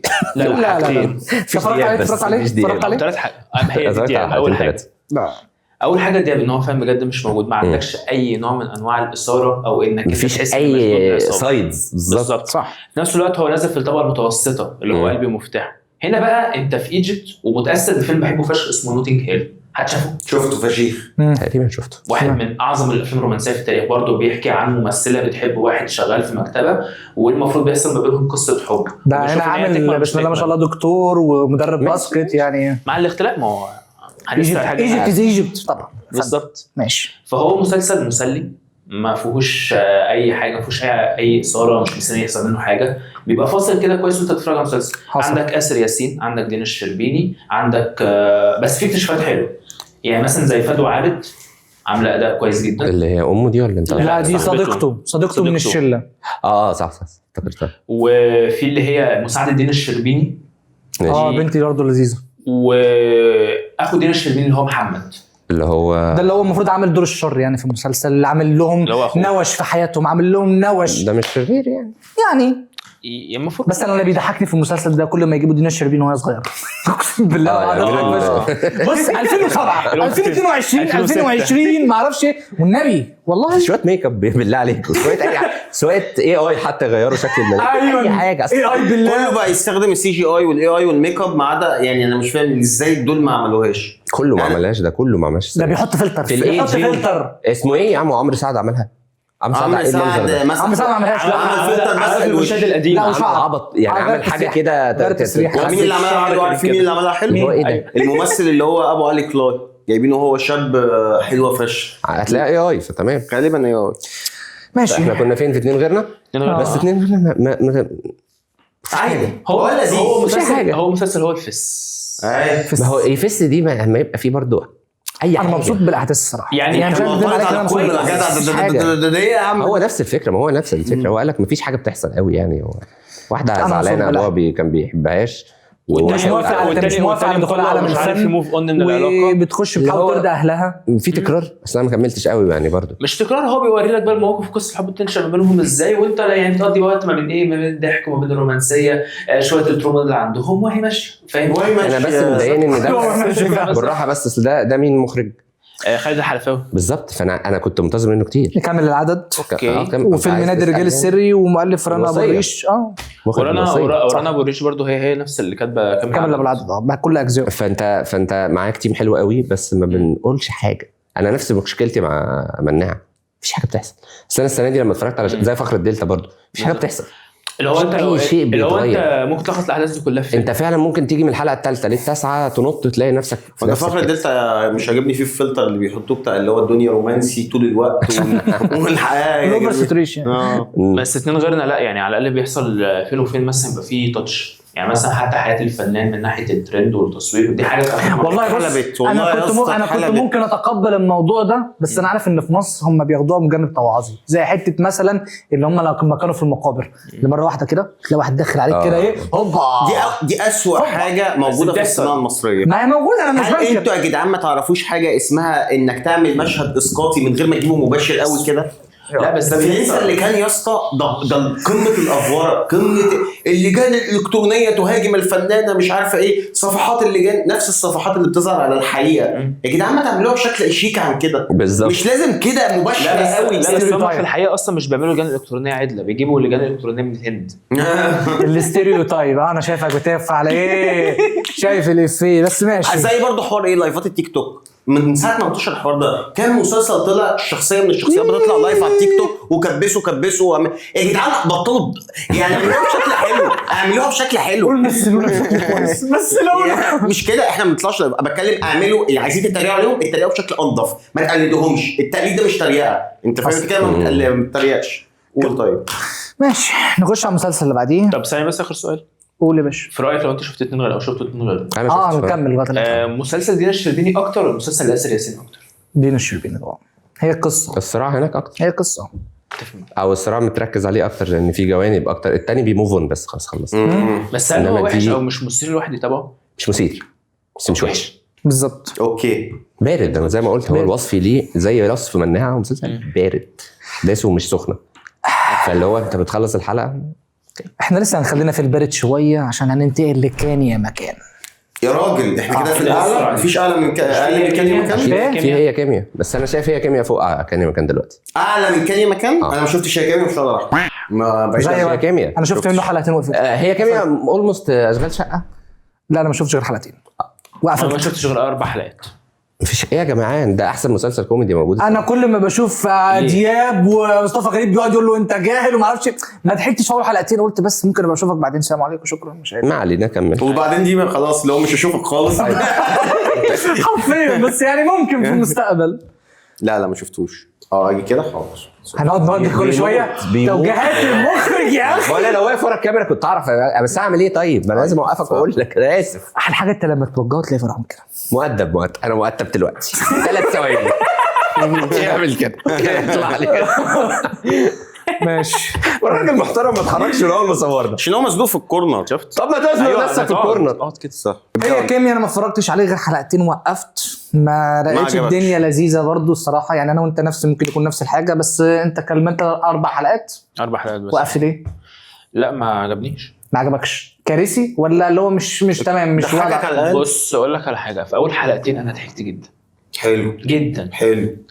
في الحلقه الثالثه بقى انا شايف ان السيناريو اتنقل لحاجات زباله، يعني زي فكره انه يطلع واحد متجوز زي ميمي جمال ولبسينها بيبي دول، شخصيه اصلا هو عاملها سلطان. يعني ايه معلش بيبي دول؟ فهمني الموقف ده الزباله اللي فيه. يعني دياب متجوز واحده قد امه تمام، وهو بقى ملبسين ميمي جمال بقى اللي هو ايه البيبي دول ده بقى كده، فهو بقى بيجيب الحاجه دي عشان هي تضحك وبيطلع منها ضحك، بس هي حاجه زباله. انت دلوقتي مستغرب، هو بيقول لك عشان كده وقفت، دخلنا في الحلقه الثالثه حسيت بقى. طب ميمي جمال وافقت بحاجه زي دي؟ ده اللي شفته. مش انت ايه بيبي دول ايه؟ طب اشرح. هو كان هو القميص الاحمر اللون. ايوه بس عادي يعني لبس. بس كانت لابسه تحتيه اكيد. لا مش ده اللي استفزني. انا اللي استفزني نفسه ان هو حاجه زي دي بيطلع منها ضحك واولا حاجه زي اللي انت بتطلع ضحك من الشخصيات اللي هي ما فيهاش جاذبيه تاني حاجه لابسها لبس تاني حاجه في منظر للدم وقطع الاعضاء بشكل يطلع منها كوميدي وهو اصلا ما بيضحكش. اوكي. تالت حاجه برضو كمان شخصيه سلطان على سنيه شخصيه على نوع دياب. لا مصطفى غريب. سلطان مصطفى غريب اللي هو المفروض من الجانب الخير يعني وكده، بس هو في الحقيقه اصلا هو بيأذي صاحبه. فحاسس ان الحاجات دي كلها ما لنكتش معاك زي ما تقول، ما قدرتش تفوتها. استنى هو رايح لحته كده انا متضايق منها يعني. بس بالظبط اللي هو وانا قاعد بتفرج، هو انا ليه اصلا متضايق من الحاجات دي مع انها المفروض هي بتضحكني وهو غرضه الضحك يعني. ليه حاجه زي دي عماله تنور في دماغي اللي هو انت وفي كل عناصر النجاح. انت مش الميلاد على فكره ده مش حاجه قليله يعني، كان بس دلوقتي مش حاجه قليله. عناصر الساده الافاضل مش نقول غير كده يعني. بالظبط. بس اللي حصل بقى مستوى الضحك قل، فحاسس ان انا بتفرج على حاجه يعني مقرفه. اوكي واو. عندك بقى الراي المضاد غيرنا انا وانت. هي كاميرا هو احسن حاجه كوميديه موجوده، او يمكن الحاجه الوحيده الكوميديه اللي موجوده. الصريخ. انا بضحك قوي زي اشغال شقه، نفس المستوى اشغال شقه بالنسبه لي، او نفس كمان الدايركشن بتاع فكره ان انا لما بهزر انا ببقى اجريسيف. انا مش بهزر بعمل حاجه افيه عبيط كده، انا بهزر بجد. ممكن اموت شخصيه عشان اخلي الموضوع كوميدي بشكل كوميدي، بطريقه ان انا هتعامل مع الجثه ازاي عشان اطلع منها كوميديه. فهو مش هي اجريسيف. انا فاهم انت جاي منين، بس هي اجريسيف. بس ده نوع كوميديا انا احب جدا. انا احب الكوميديا. هانج اوفر كانوا ماشي، هم اصلا كانوا هيتقتلوا، هم بيهربوا من الموت، بس كان بيضحك قوي. أيوة. انا لسه بضحك في كيميا لحد دلوقتي، والرانينج جوكس بكملها معانا بشكل ديسنت. لما ما بضحكش قشطه يعني تمام بتعدي. بس انا ميشيل ميلاد بيموتني في كل مره بينطق فيها.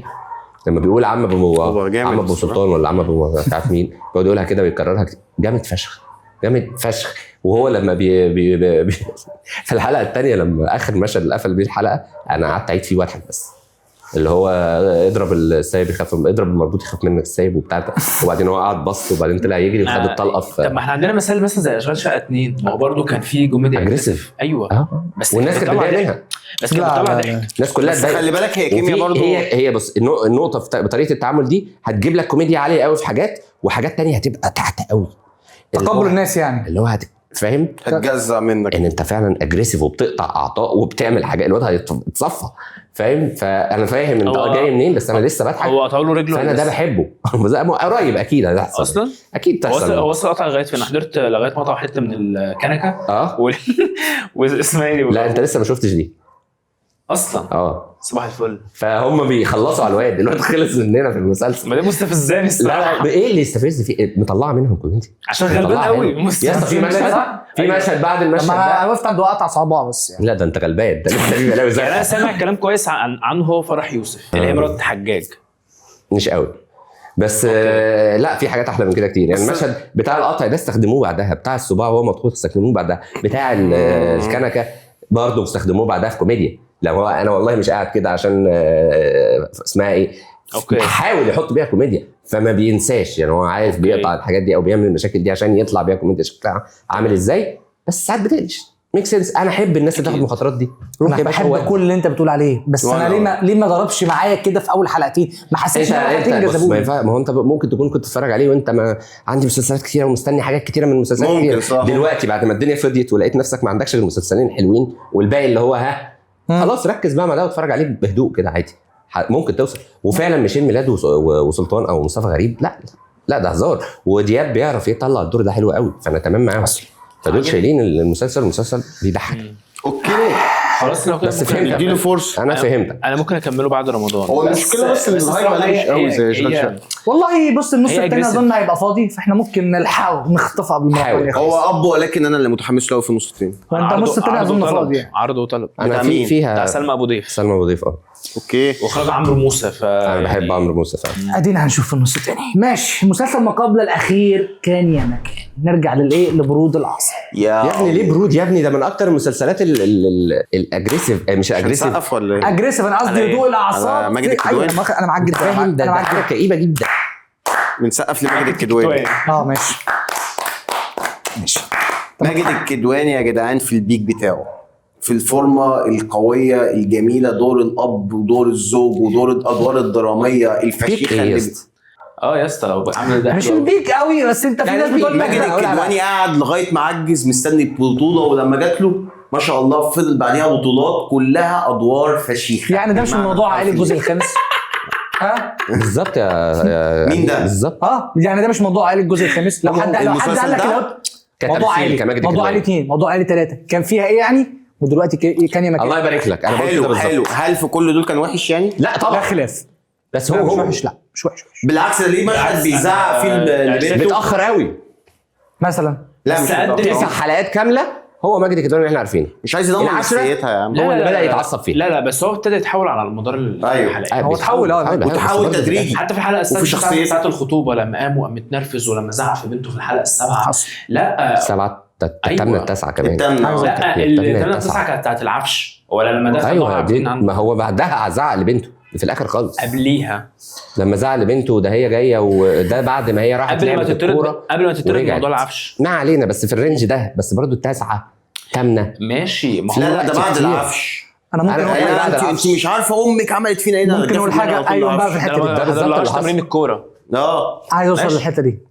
مسلسل كان يا مكان في اخر حلقتين حلو جدا. لا 8 9 10 خلانا اوصل لمرحله من كره الستات والاستحقاقيه، وطبعا في شخصيات رجاليه كريهه جدا في المسلسل، بس جو الليست زي بتاع بيسكيك. خلاص عشان بتاع بيسكيك زي بتاع بيسكيك هو بس يا اسطى ما شاء الله عليه. ما دي استحقاقيه برضه. حازم زيرو كاريزما من وعمل شير، فلو سمحتوا طبلوا له دلوقتي. لا من اول ما بيطلع حازم اصلا في بيسكيك وانا بقول ده هيبقى انجح واحد يقوم بدور شخصيه راجل البطاله. ليه؟ حلو حلو.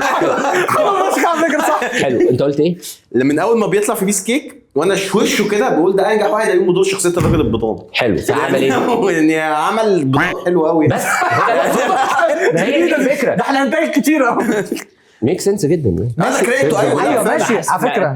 ما قداش مش حاسس ان هو قد خالص. يا حبيبي انت مش محتاج يقلي ده. دي شخصيه كريهه جدا اكتر الشخصيه. الكور بتاع المسلسل ايه؟ مش حد متفق ان الكور بتاع المسلسل ده استحقاقيه. انا مستفز مع اللي هي مي اللي هي اخت السلوز دي اللي مستفز منها اكتر من كتر ما في ريد فلاش نطت في وشها وهي برضه مستمره في العلاقه دي. لا لما قال لها وهو داخل الباب انا لا ده انت امك لازم تروح مع اختك ويرجعوا الشقه دلوقتي حالا. ما هو بقول لك جو استحقاقيه من الراجل، استحقاقيه من الست انها شايفه انها تنفصل بعلاقتها وفي نفس الوقت لا انا عايزه بنتي، انا عايزه فلوس، اعملي يا ماما اللي انت عايزاه. كله اتكلم عنها. كل ايه ده؟ انت عايزه تعيشي نفس الحياه وانت مطلقه زي ما انت متجوزه. عايزه زوج اللي هو طليق يصرف عليكي وعلى بنتك، يجيب لك العربيه ويدفع اقساطها، يعيشك في شقته اللي باسمه. فعايزه عايزه تودي له بنتك وتفضلي انت حاضنه عشان تعيشي في الشقه. دي مين اللي عايزه كده؟ يسرا اللوزي. بس يسرا اللوزي كانت معاها ما نكذبش. ايوه عشان هي اصلا في بنات كده اللي هو ايه انا همشي ورا امي دي ما بتخلطش، فاللي هو خلاص بقى انا هبقى بتتعامل بظلم. ما هي بتتعامل بظلم مستفز اللي هو ايه انا مشيت وراكي. طب اقول لك على حاجه، اقول لك اللي يثبت لي ان يسرا اللوزي شخصيه اساسا سيئه. المشهد بتاع العربيه هي شخصيه سلبيه. لا المشهد تخيل انا جايب لك عربيه وبدفع القسط في الحلقه الثامنه منكسر قوي. كسر انك دخلت المحاكم ده ما بيحصلش غير بعد جحود. لا مشهد العربيه كان اسوأ بكتير بالنسبه لي. السبب تخيل انا ماضي مع فاروق عقد طول ما احنا بنصور في الاستوديو ده انا هشتري لك عربيه وهدفع اقساطها. اول ما نوقف تصوير هاخد العربيه دي لانها ما بقتش ملكك، دي بتاعتي في الاخر ودي باسمي. انا هشتريها لك تسوقها اثناء تصوير الاستوديو. ده مش العلاقه ودي دي العلاقه. الزوج بيصرف على مراته في الرفاهيات لانها مراته، لان احنا لانه عايز يصرف عليها، عايز يساعدها لانه بيبقى سعيد. اتحول لطليقها ليه يدفع اقساط حاجه مش بتاعتها، حاجه مش ملكها. انت فاهم مين العاقل اللي بيعمل كده؟ مين اللي بيرمي فلوسه في الارض حرفيا لواحده اساسا قالت له طلقني بلا سبب؟ فاكر المشهد لما كانوا قاعدين؟ فانت ما ينفعش تزعلي انه خد العربيه منك. المشهد يعني ايه ثواني بقى عشان انا ده كلام مهم عايزين نتكلم فيه. ماشي. عشان اتكلمنا فيه الناحيه الثانيه. ايه مشكله شخصيه يسرا اللوزي معاك؟ شخصيه يسرا اللوزي فاكره انها من حقها حاجات مش من حقها. حصل من حقها شقه باسم جوزها. اقول لك على حاجه، هي من حقها الشقه لانها حاضنه، بس طالما انتقلت الحضانه البنت ده الزوج مش من حقها. بس ما ينفعش تقول للظابط دي شقتي، لا دي مش شقتك، دي شقه جوزك اللي كاتبها باسمي. كمل. ايه تاني؟ من حقها العربيه طول ما هي مراته، بس العربيه دي مش مكتوبه في القايمه عشان تبقى من حقها. انا جايبها لمراتي عشان اوفر عليها مشاوير، عشان اعلمها السواقه، عشان توصل بنتنا، عشان تيجي تتفسح بيها. بس طالما بقيتي طلقتي وطلبتي الطلاق من غصب عني كمل. مش من حقك. من حقها ايه تاني؟ من حقها نفقه، بس مش من حقها نفقه صغير وصغير معاها مع جوزها، ده فاهم؟ من حقها تكون فيمينست، ومش من حقها تكون في نفس الست معتمده على جوزها. ايه ده؟ خلصت؟ طيب احنا عرفنا عنها ايه؟ عرفنا عنها انها شخصيه كئيبه جدا، مكتئبه، لا مش كئيبه، هي مكتئبه جدا ومصدر طاقه سلبيه لكل اللي حواليها. دي حقيقه. شخصيه انتحاريه من السيفير ديبريشن اللي بتعاني منه، بس ما ينفعش تلوم جوزها على الاكتئاب اللي هي السبب فيه. هي لمته قالت له ايه؟ لمته قالت له طلقني. ليه طلقني؟ عشان احنا مش شبه بعض. بعد 15 سنه جواز ونفور في العلاقه. سؤال، لا من حقها. احنا بنتكلم بعد الطلاق. سؤال بعد الطلاق، هل ارتاحت نفسيا؟ فضلت مكتئبه وحاولت تنتحر بس. يبقى السبب الاكتئاب مش جوزك، سببه اللي انت ما ينفعش اصلا توصل لمرحله، انت راجل كبير، احنا مش عيال صغيره. في حاجه اسمها انت تتحمل قرارات اختيارك. انا في بيت بالزبط. للاسف بتعامل مع زوج سوي نفسيا، بيعاملني حلو، عمره ما مد ايده عليا، جايب لي كل اللي انا نفسي فيه وانا قاعده ما بشتغلش، بيعامل بنتي حلو جدا وبيحبها جدا جدا. طلب مني يخلف ورفضت، ووافق على رفضي ده، ما رضيش يخلف تاني، ما راحش قال انا اتجوز انا عشان تجيب لي الواد وتجيب لي البتاع. فانا مع زوج سوي نفسيا، زوج متزن، زوج بيحبني، اقدم كل ده عشان حاسه ان جوزي مش شبهي. وحتى لو هدمته ده مش قرار عقلاني، ده مش قرار ناضج. لا في ناس لا بتتحمل لا ما عندهاش حق. انا مش عايز اكمل في الموضوع لان هي خدت قرار في الاول. احنا خدنا الثريد بس عشان ايه؟ معاك نفس الستريت. انت داخل معاه ان هو ايوه ماشي وانت معاهم. انا معاك بس انت في حاجه ان هي لغايه ما اتطلقت ما عندناش مشكله انها تتطلق، ما عندناش مشكله انها تتطلق، بس ما بعد الطلاق هي عايزه حاجات غير مستحقه. لا بس هي ما قالتش اسباب، هي ما عرفتش اسباب. ايوه دي مشكله السيناريو بس. لا مش السيناريو، هو فعلا في ناس بتقبل كده، زي برضو قلبي المفتاح السنه اللي فاتت لما كانت بتقول له جوزني بعد كده طلق، بس ما كانش بيسال. طب شفت المشهد وهي بتبري من النفقه والمؤخر في الشرع؟ الزوجه لما بتطلب الطلاق بتبري جوزها من النفقه والمؤخر، ما بيدفعش الكلام ده. هي قبلته قدام الشيخ ومضت على ده، وجوزها قال لها هدفعهولك ودفعه لها. انت متخيل مدى ان الراجل ده سوي نفسيا وبيحبها ازاي؟ وهي كان ممكن يقول لها مش هطلق واخلعيني ومالكيش بقى لا نفقه ولا مؤخر ولا كل الكلام ده. ماشي بس انت عملت ايه بقى؟ جزاء الراجل السوي نفسيا ده ايه؟ مشيت وربها. خلصتوا؟ قول يا باشا. انا ماشي، انا عايزكم تخلصوا. قول بس. لا اتفضل. مين برضه؟ مش عارف اتكلم يا عم. احنا قطعنا منك كتير. اتفضل. خلصوا الارجيومنت كله وانا هبقى عايز بس ارد. قول يا مين. طيب انت دلوقتي كنت لسه بتقول على لسه اللوز ان هي شخصيه، ان هي مش من حقها ان هي كانت تطلق. لا مش من حقها تطلق، مش من حقها تعيش بنفس الامتيازات قبل الجواز. هي تطلق عادي، تطلقي بس ما تعيشيش بنفس الامتيازات المتجوزه. تحمل دي بقى على حسب هي كل علاقه. يعني هو الراجل كان محترم معاها اصلا في الموضوع ده، وفي ناس فعلا بجد بتعمل ده بالحب عشان هو فعلا لما تكون اللي قدامك سويه نفسيا. ما هي فعلا مش سويه. ما هي مش سويه ليه؟ نتيجه ترتيب مامتها، لان مامتها هي اكتر واحده بتبص على موضوع الفلوس. ولو انت هتربط القصه مع انه هي لسه الموضوع لسه ما اتبررش، الراجل اللي جالها في الحلقه الاولى اللي هو اللي شافته في القهوه ماشي، اللي هو كان فاكر عيد ميلادها وفاكر تفاصيلها وكل حاجه. ما هو ده اكيد خطيبها قبل ده. ما هو ده يقول لك ان كان في علاقه قبل كده، والموضوع ما توافقش عليه عشان هو ما كانش احسن حاجه ماديا. ممكن. ولو كده ممكن نشوف حتى في جاب اصلا ما بين جاب في العمر بين يسرا اللوزي ما بين ماجد الكدواني، وهي لبسته لها علشان هو مع فلوس وغني وبتاع وكل حاجه.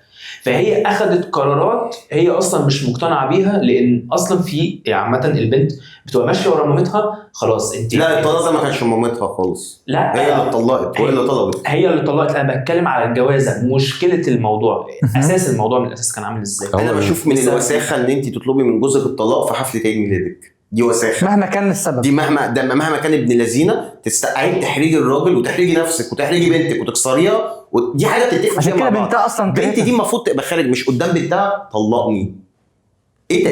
ايه الخرا ده؟ ايوه ما هو ده والوساخه انها تطلق وتقول دي عربيتي ودي شقتي. لا من امتى بقت عربيتي؟ قالتش كده. لا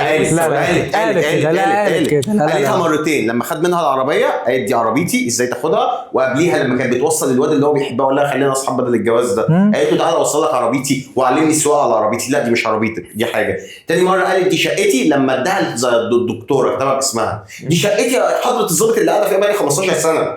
بقت باسمك يعني ولا مش قاعده فيها عشان زوجه؟ بقيتي زوجه خلاص اطلعي بره. احنا هنتنقل لنقاط كتيره في المسلسل. حبيت ارد على النقطه دي بس. رد على النقطه دي. انهي نقطه؟ ده نقط كتير. يسرا اللوزي بس نرد على النقطه دي. يا ابني يسرا اللوزي ما تحكاش عنها حاجه، هم سايبين عمالين انا كده مش شيرين دياب. شيرين دياب اللي كاتبه في الاغلب هي بتحاول بس تكره الناس كلها. اشغال شقه تحت الوصايه. ليه يعني؟ اشمعنى بتكره الناس كلها في الشخصيه؟ انها ما بتحكيش اي حاجه من الجانب بتاع الشخصيه الثانيه. هي لحد دلوقتي احنا ما نعرفش اي حاجه عن راي الشخصيه الثانيه دي، ولا هي شايفه ايه، ولا هي اتكلمت مع حد، ولا هي راحت لدكتور نفسي حكت لها كتير مجرد مشاهد بسيطه قوي، ولا قعدت مع امها هجمتها واتخانقت معاها لسه غير حته بسيطه كده في الاخر. عايز تقول يعني المسلسل كله كده بيبني لهنا عشان يجوا في الاخر يظهر لك الجانب الثاني، وتبدا تشوف ان الاثنين عندهم حق. عادي جدا ان انت يعني تبقى كل اللي حصل ده ما نكرهوش، والشخص اللي قدامك احسن واحده في الدنيا وانتوا مش عارفين تكملوا مع بعض، ما فيهاش اي مشكله، ولا ده غلطان ولا ده غلطان، عادي، مش حاجه اسمها غلط هنا. انا عندي اكتئاب، انا شايفه ان انت احسن واحد في الدنيا، انت بتعمل كل حاجه صح، بس انت ممل. الكلام ده في اول سنه مش بعد 15 سنه. بعد 15 سنه ده بالظبط، لان ده اصلا ازمه منتصف العمر عندها. ده مش نضوج. هي 40 سنه، هي وصلت ل 40 سنه لقيت نفسها ما عندهاش اي حاجه. يعني دي ازمه هويه وعادي جدا، واي حد بتحس بيها. ده مش ازمه منتصف العمر، ازمه هويه، ده اكتئاب مزمن. ما هو كله على بعضه يا اسطى. ما هو الازمه دي بتيجي بسبب الاكتئاب، ان هي اصلا بتروح للثيرابيست. يعني انا من حقي في ازمه منتصف العمر ان انا اخون مراتي؟ ما حدش قال من حق هي ما عملتش كده. طب يعني هي راحت مراتي بعد 10 سنين عشان مش ما احنا مش بنتكلم في طلقني، انت حر برضه. انت لسه ليه واقف عند طلقني؟ احنا بنتكلم ما بعد طلقني. لا الحياه ما بعد كل الاصل جاي من هنا. انا كل الاصل جاي من هنا. بعد فهم بيطلقوا، هي قبرته وقالت له انا مش عايزه منك حاجه، وامها قالت لها تاخدي، قالت لها مالكيش دعوه، هو هيعمل احنا اللي هنعمله. واسمع بقى صباح الفل، معلش بقى مش قادر اقطعك، بس فعلا عملت كده يعني. انا اسف، زعل. لا ويوم ما نقلت العفش البيت واحد اسكت واسيب 3 يتكلموا يخلصوا كل الارجيومنت واجي ارد تروح مقاطعني ومخلي الكلام ملوش لازمه. فالكلام ملوش لازمه، ملوش لازمه. ثانيه واحده، مشهد نقل العفش بالله عليك وهو داخل عليها بالظباط وهو بصله كده كانها انتصرت وهو بيزعق. ما سحبش عليكي ان انت تسرقيه في حاجه ما سرقهاش، ما سحبش قدام بنتك حتى ان ابوها يبقى حرامي وهو ما سرقش. يعني لا ما تقوليش ما لهاش لوم. هو برضه مش غلطان، الاثنين غلطانين. غلطان في ايه؟ غلطان في ايه؟ غلطان في ايه؟ عمل ايه؟ الحركه اللي عملها بالله بتاعه البيت بتاعه الشقه؟ لا ده عملها ردا على اللي هي عملته. بالله الاثنين غلطانين. هو انا بصراحه ما اكذبش عليك، هي حركه غير موفقه، لان على الاقل راعي مشاعر البنت الصغيره. لان لما تشوفوا بعض يعني انا لما اجيب لها العفش القديم عجبني محترم، لكن لا اللي عمله في الحركه الثانيه دي مش محترم. لا محترم، هو بيلعب لعبتها. ايوه لان هم فعلا اتجهوا لاساليب قذره فقالها رد بنفس الاساليب القذره. ممكن تكمل انت بقى. يلا بقى احنا اسفين. لا مش فاكر حاجه. لا تحتمل العواطليه الا براي فاروق. يا عم انت بس يا عم ده عيل. انا اصل فاروق يعني واقف في حته ان هي حره تطلق، احنا متفقين، بس مش حره تعمل اللي هي عملته بعدين. كل حاجه انت قلت كل حاجه بعكسها. لا يا ده انا متفق، هو عامل كل حاجه في الدنيا. انت حر ما لم تضر. حقها تتطلق طيب. بس هل قرار الطلاق؟ انا مش هكمل كلام في المسلسل، ادخل في اللي بعده. سؤال معلش حقها تتطلق ولا لا؟ حقها تتطلق جدا. حقها ولا لا؟ ماشي. هل حقها ده معناه انه صح؟ ما يهمنيش السبب. غلط. ما يهمنيش السبب. الطريقه والاسلوب والتفكير غلط. انت مكتئبه تعالجي، ما تهدميش بيتك. ما هو ده تصرف طلع غلط. نفهم بقى ليه. ما اكيد اي حاجه غلط وراها حاجه ادت لحاجه غلط. حاجات غلط سابت اللي بيصرف عليها وراحت اللي قال لها يلا نزني. يعني لو جينا بقى للنقطه دي لبنت خالتها اللي بسم الله ما شاء الله. لا انا بقول لك حازم راغب تصرفات الراجل بتضل. لا بنت خالتها مش اختها. يا عبدالله برضه لازم تنول من الحب جامد. خطفتني. انتوا مستفزين كل شويه واحد يروح طالع من الكلام. بنت خالتها، قصه بنت خالتها. استنى كان يا مكان حته بقى في الايه بنت خالتها. انا عايز اقول فيها حته في الحته دي. علاقه مش مؤذه جدا لسبب مش عشان هي اول مره الست هي اللي مش عايزه تتجوز. انا عارف ان هي بيهاجموا المساكنه والكلام ده، بس انا مضايقني في حاجه. انا مش مضايقني ان هم ما جابوش سيره الدين في الموضوع، بس انا كان نفسي يتجاب في سيره المحيطين بيهم مثلا. بس هو ده اللي انا كنت عايزه، لان اكيد فكك من الدين. انا مش بتكلم على الدين نفسه انه بيقول حرام وحلال والكلام ده. انا بتكلم ان في ناس كتير ما بتصليش وما بتصومش، ان الزنا بالنسبه لهم مثلا والقمار خط احمر مثلا. فاحنا كطبيعتنا كمصريين اكيد هنقول حرام، اللي بيعملوه ده حرام اكيد. المحيطين ما حدش قال حاجه، كله بيقول مش ولاد ناس، مش ولاد في مصر عقيده الديانه مسلم مسيحي يهودي هيقول حرام اتفاق خط احمر. فانت ما فيش الحاجات دي. واللي ضايقني اكتر ان المحجبه اللي هي يسرا اللوزي كانت متقبله العلاقه واختها ما كانتش متقبلاها عشان هي مالها؟ هي اصلا ايه هي كده واختها مش متقبلاها عشان دي مش حاجه بيعملها اولاد الناس. لا حرام، قولي لبنتك حرام، ما فيهاش حاجه، مش عيب. وهو بيحاول يصلح هي العلاقه. امها ما قطعهاش. مش عشان حرام، عشان دي حاجه ما بيعملهاش ولاد الناس. ما قالتش كده. قالت كده بتتعامل معاها كده، بتتعامل معاها كده بالظبط. قالت كده لما راح قابلها. ما هو مش لازم قالت كده. مش لازم والله العظيم 3 قالت كده. لا اما لما راح يقابلها في اسكندريه، لا اما قبلها لما قابلته في الحفله. دي حاجه ما بتعملهاش ولاد الناس. انا متاكد من الجمله دي. ما اتقالتش كده بالظبط، ما اتقالتش كده. حاجات ولاد الناس انتوا ما بتحبوهاش. قالت له كده بالظبط، اقسم بالله. يعني اللي هي ايه على رد لما قال لها لما كانوا رايحين الجواز، الخطوبه بتاعت الواد، اصل انتوا حاجات ولاد الناس ما بتحبوهاش، فخد بعضه ومشي. لا خايف اقول لك عقبالك، او قالتها له في البيت. خايف اقول لك، هي قالت له كده، خايف اقول لك عقبالك بس مش هقول كده عشان حاجات ولاد الناس بتزعلكم. بس ايحاء ايه الايحاء في كده؟ عادي، الجمله عاديه، ايه المشكله؟ هو ما اتكلمش في كده، وبعدين اصلا هي مقطعاها، ده يعتبر اكبر رد اصلا على اللي هي دي حاجه انا معاك، بس انا كان نفسي بس يتقال يعني كلمه انتوا اللي بتعملوه ده غلط وحرام مثلا. ما هو ما حدش له علاقه، مش عشان هي عشان يتقال كلمه حرام. انا مش عايز ادخل الدين برضو في القصه، عشان في ناس كتير بتقول ما تحاولش تقول ده العادي. انا بقول بس ان يبقى واقعي، ده هيضيف واقعيه للعمل بس مش اكتر. ان الناس اللي حواليهم عارفين ده حرام، ده حرام. حصل. ماشي، اي كومنت اخير؟ كان مكان لا، ما مكرر بالنسبه لي قوي، بس اللي بيحصل ده حتى بدات تسخن شويه يعني. لا مكرر، اقصد الكونسبت بتاع الاثنين بيتجوزوا عندهم مشاكل وبيسيبوا بعض ويقعدوا يتخانقوا. شفناها كتير قوي، فانا مش حاسس ان انا بس المسلسل عنده قصه كبيره بقى جاي يتكلم فيها. بس اخراجيا محترم جدا، موسيقى تصويريه خالد الكمار عبقريه، تمثيليا مفيش غلطه. كل الممثلين حتى اللي كانوا بيعملوا ادوار قبل كده ما كنتش بحبهم قوي، دلوقتي تحت ايد كريم العدل ما شاء الله كلهم تحفه. انا متفاجئ جدا يعني، انا مش الليفل محترم جدا. وعمل كادر بتاع السدير مسعود بتاع الجنب ده قوي لما شفته. هنجيبه خلاص، اللي هو عارف انت اهو، ما هو مره واحده كده لذيذه كده وتكمل بقى المسلسل عادي. ايه رايك في تطور القصه والاحداث فيه كقصه بقى بشكل عام؟ ما هو ده اللي بقوله، برد مفيش عادي. شفته كتير، شفت ده كتير. انا قلت ان انا شفت المسلسل ده كذا مره. متفق ولا مختلف على المرحله اللي وصلوها كزوجين دلوقتي او طليقين بقى؟ مشكله بس كوميونيكيشن، ما بنتواصلش مع بعض كويس. ما حدش بيتكلم مع التاني. مش عايز اتكلم. كل العلاقات ما حدش حتى اللي عندها مشكله ما بتتكلمش مع الدكتوره النفسيه كويس يعني، ما بيقولناش ان هي قاعده دكتوره نفسيه بتقعدوا يتكلموا يعني. باسم سمره في الثاني بيتكلم بقى ويروح ويجي وهاتوه، ده ما فيش.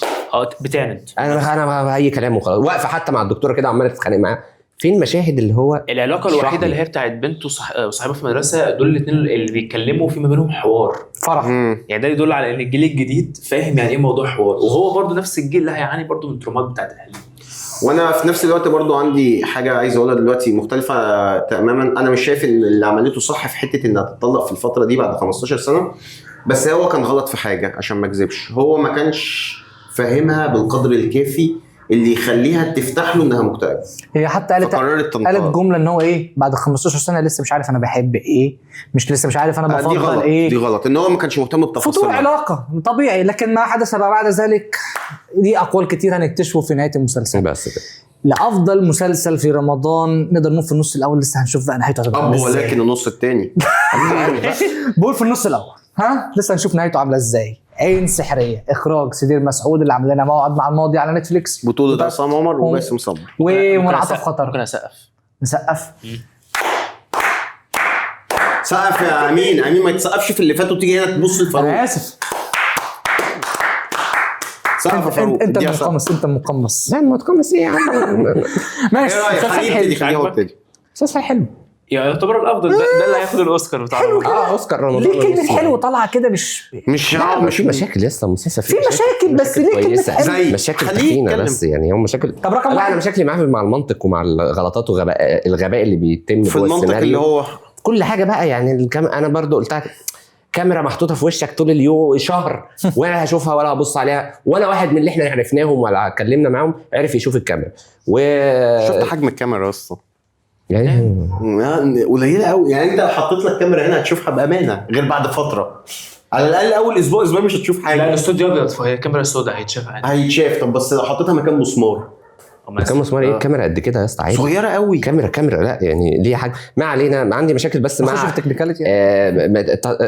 انا دلوقتي عايز اعمل شرخ في علاقه زكي وعادل فبعملها باغبى طريقه ممكنه، طريقه مش ممكنه على اي شكل من الاشكال. انا هطلع اسبلك كده في المستشفى واقول لك يا ابني ويا ابني وانا عايز منك حاجه وانت راجل وانت اللي هو انا عملت لك ايه يا اسطى؟ هو انا عملت لك ايه عشان تيجي تتخانق معايا؟ وبعدين اروح الناحيه الثانيه مع صاحبتي اقعد اقول ده انا بحبه قوي، ده يا ابني ما انت اللي شتمته، هو دلوقتي ساكت وبعيد عنك عشان انت استسلمته. ما تكبيش عليا يا عم زكي، بالظبط ما تكبيش عليا. على فكره انا فهمتها عملتها بشكل وحش قوي، مفهومه قوي في سياق القصه. سياق ايه يا اسطى؟ غبيه. لا هو سمع ما بقاش محتاجه يعني. لا ان هو طلع عين امه طول حياته وابوه عنده عقده منه بيكرهه، فانت لما تيجي تقول له انا زي ابوك انت فاهم هيرد الرد لان هو عنده تروما من ابوه اصلا. قالها له 5-6 مرات في المسلسل. اشمعنى المره دي بقى؟ ده انا على الجيت يا ترابيتك ثلاثه ولا انت عمري شفت، بس قالها له قدام عمري ما عايز اقعد معاك تاني. وبعدين اروح الناحيه الثانيه اقعد اعيط عشان ان انا ده انا كنت على ايه؟ عشان اختلفوا مظلوميه اللي هو لا يا اسطى اختلفوا، انا اللي شتمته فانا بتظلم ليه؟ بتظلم ليه دلوقتي؟ هم اختلفوا اصلا حتى في الموضوع، هو لا راضي يفهمه ولا راضي ان هو حتى هو يفهم في موضوع الفلوس.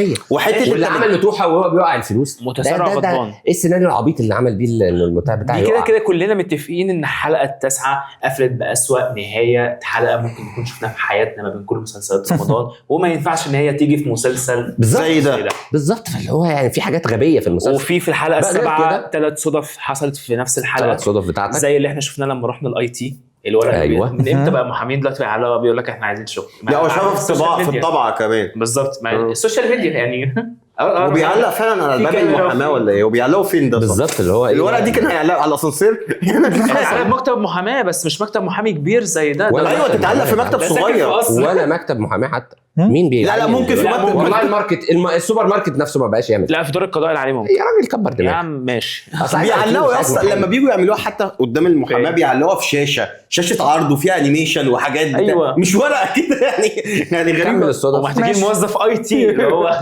نكمل الصدف.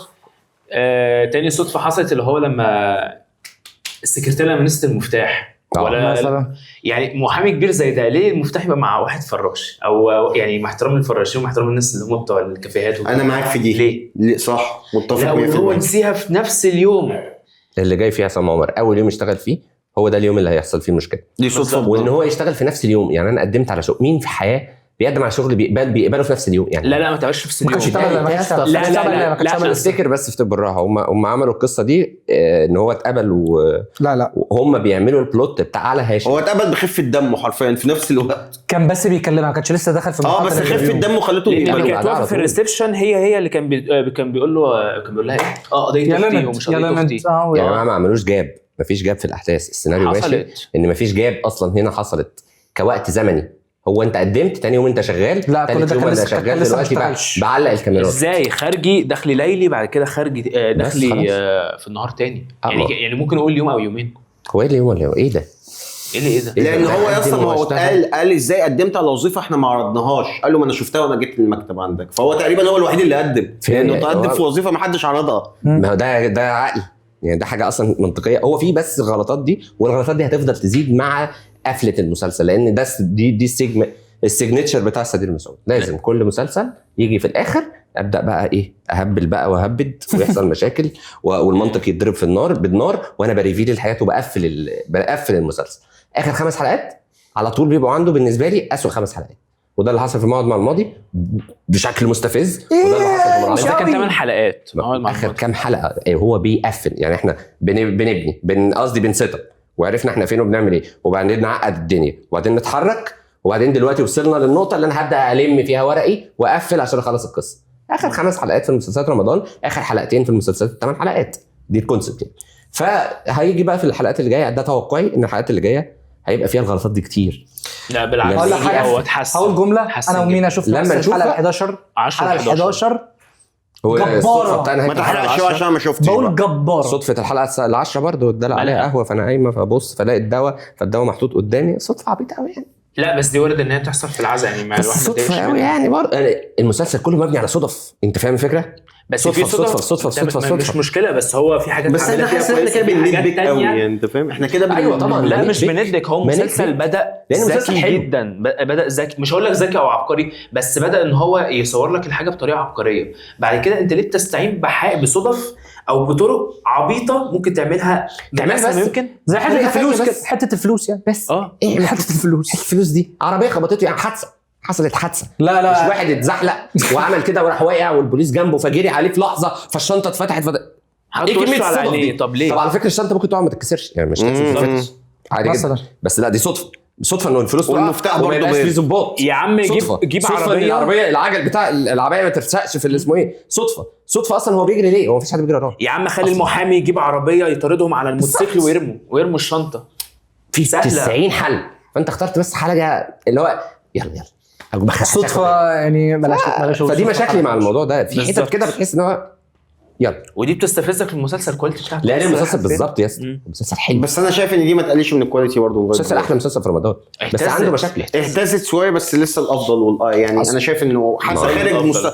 خارج رمضان انا هتفرج على المسلسل ده يعني وهنتابعه حلقه بحلقه وابقى مبسوط فشخ بالدي. باسم سمرة يا اخوانا. باسم سمرة يا اخوانا. شخصيه زكي دي لا يمكن انساها. واحده من سمرة. الشخصيات الدراميه. اخيرا خرج من العتاوله من دور يا جدعان العتاوله. بس يا جدعان ده باسم سمرة بالظبط. يعني هو مش جامد جديد كده على كده. اللي هو بيعمله ده. انا بس شايف الناس ايه ده هو ده باسم يا سمرة. جدعان انا هو بعيط عظيم. يا جدعان اقسم هو بالله بس كل ما عظيم. اشوفه عشان عايز اقول حاجه في الحلقة 11 برضو. الحلقه ال11 انت هتعيط اكتر. خلاص ليه ما باسم تحرقش. سمرة؟ ليه باسم سمرة؟ مش خلاص حرق بقى. يا عم مش خلاص حرق. مش حرق. بس جامد. نعم خلاص وسام عمر برضو في الحلقه العاشره. انا بقى بكره بقى المبالغه في يعني السوشيال ميديا. بحس بقى من ساعه ما جت وهي بتبالغ في يعني في رد الفعل. عصام عمر ممثل جامد جدا جاحد كان هيقول لك شاطر. اسطوري وانا زعلان صح. من الأخبار. ما هو بيأفور بس اللي عامل 5 اعمال جاحد إيه بس السوري؟ ليه بقى نحط وشه بالاي اي مكان احمد زكي واحمد زكي مكانه يا راجل ونقول إيه ده؟ يا ده راجل دي إيه بقولها من السنه اللي فاتت عادي. لا ده في ناس مصدقه انه فعلا هو احمد زكي. يا جدعان احمد زكي ما بقاش احمد زكي غير وهو يعني انت فاهم في اخر عمره. يعني انتوا مين يعني عصام عمر جامد. انا مش بقلل منه والله ده احسن ممثل في رمضان بس تاني مش احمد زكي. تاني بعد باسم سمرة. تالت هو بالنسبه لي بعد تاني. ماجد الكدواني. لا ماجد الكدواني التالت بقى. لا انا شايف لا. إنه ماجد اعلى على ايه؟ جوده تمثيل. هنشوف بعدين الرانكينج بعدين. ثانيه بس مين باسم الافضل؟ سمرة طبعا. باسم هو الباسم طبعاً. ماجد الكدواني. بعديها لا بعديها بالنسبه لي عصام عمر. لا انا شايف ماجد اكتر لان عصام عمر ما هو لا تحتاج لا عامل مجهود جبار هو برضه. عصام عمر نفس كل افلام برضه. لا يا جدع مجهود. لا بس في الحلقه عايز تقول 10 ان هو كون الصراحه موازي لرامبو الحلقه يعني؟ 10 تتفرج. حتى ده لا مش كون غالي موازي. لسه قايل لا لي مش كون موازي على- معلش. لا في اختلاف في اختلاف طبعا. اختلاف كبير. بقدر يعني معاك. وطه هي- دسوقي مش عادل امام يا اخوانا ده اقسم الشقه بالله. هي ماشي تفاصيل الشقه هي بس تفاصيل الشخصيه لا مختلفه. ده شوت اوت لغانم عشان هو قال لي المعلومه دي بس. فلا لا عصام عمر احمد زكي ولا طه دسوقي عادل امام. من الاخر عشان نكون واضحين وصراحه بالظبط. لسه ما بقاش احمد زكي ولا احمد ملك نور الشريف. ولا احمد ملك ايه نور حاجه الشريف. ده احنا بنرمي بقى الحلقه العاشره من المسلسل. مش عارف مين اللي كان طلع مات بزبده صار. يلا بقى يا جت عليها. الحلقه العاشره من عين سحريه وهو مع امه بتموت. لا المشهد ده لغدغني. مش عارف لسه لازقه في دماغي المقوله واحد كاتبها على الفيس وهو بيشير عيد ميلاد امه. فكاتب كنت اعلم ان النهايه ستكون كنت اعلم ان البطل سيموت في النهايه فاغلقت الروايه عندما كان سعيدا. حرفيا بعديها بحلقه امه ماتت. لا بس مش عارف لازقه معايا المقوله دي قوي لان انا عارف ان حد هيموت في بعد عيد الميلاد ده. ومتوقع انهم متوقع جدا بتصاعد المرض بتاعها وبيشدوا وربطوها بالدواء اللي قدموه اصلا مع الدكتور ومن اول ما تقدم واحنا عارفين ومن نظرته ليها بالظبط. وبيقول له خد دواء ده ما اعرفش الدواء ده. مطبق. بس لا حته لو بيقول له 5 دقايق بس يما 5 دقايق بس يما عايز افرحك يما بالفلوس. لا عايز افرحك يما بالعقد اهو خلاص ما حدش هيطردنا. المشهد ده هت قوي بالنسبه لي.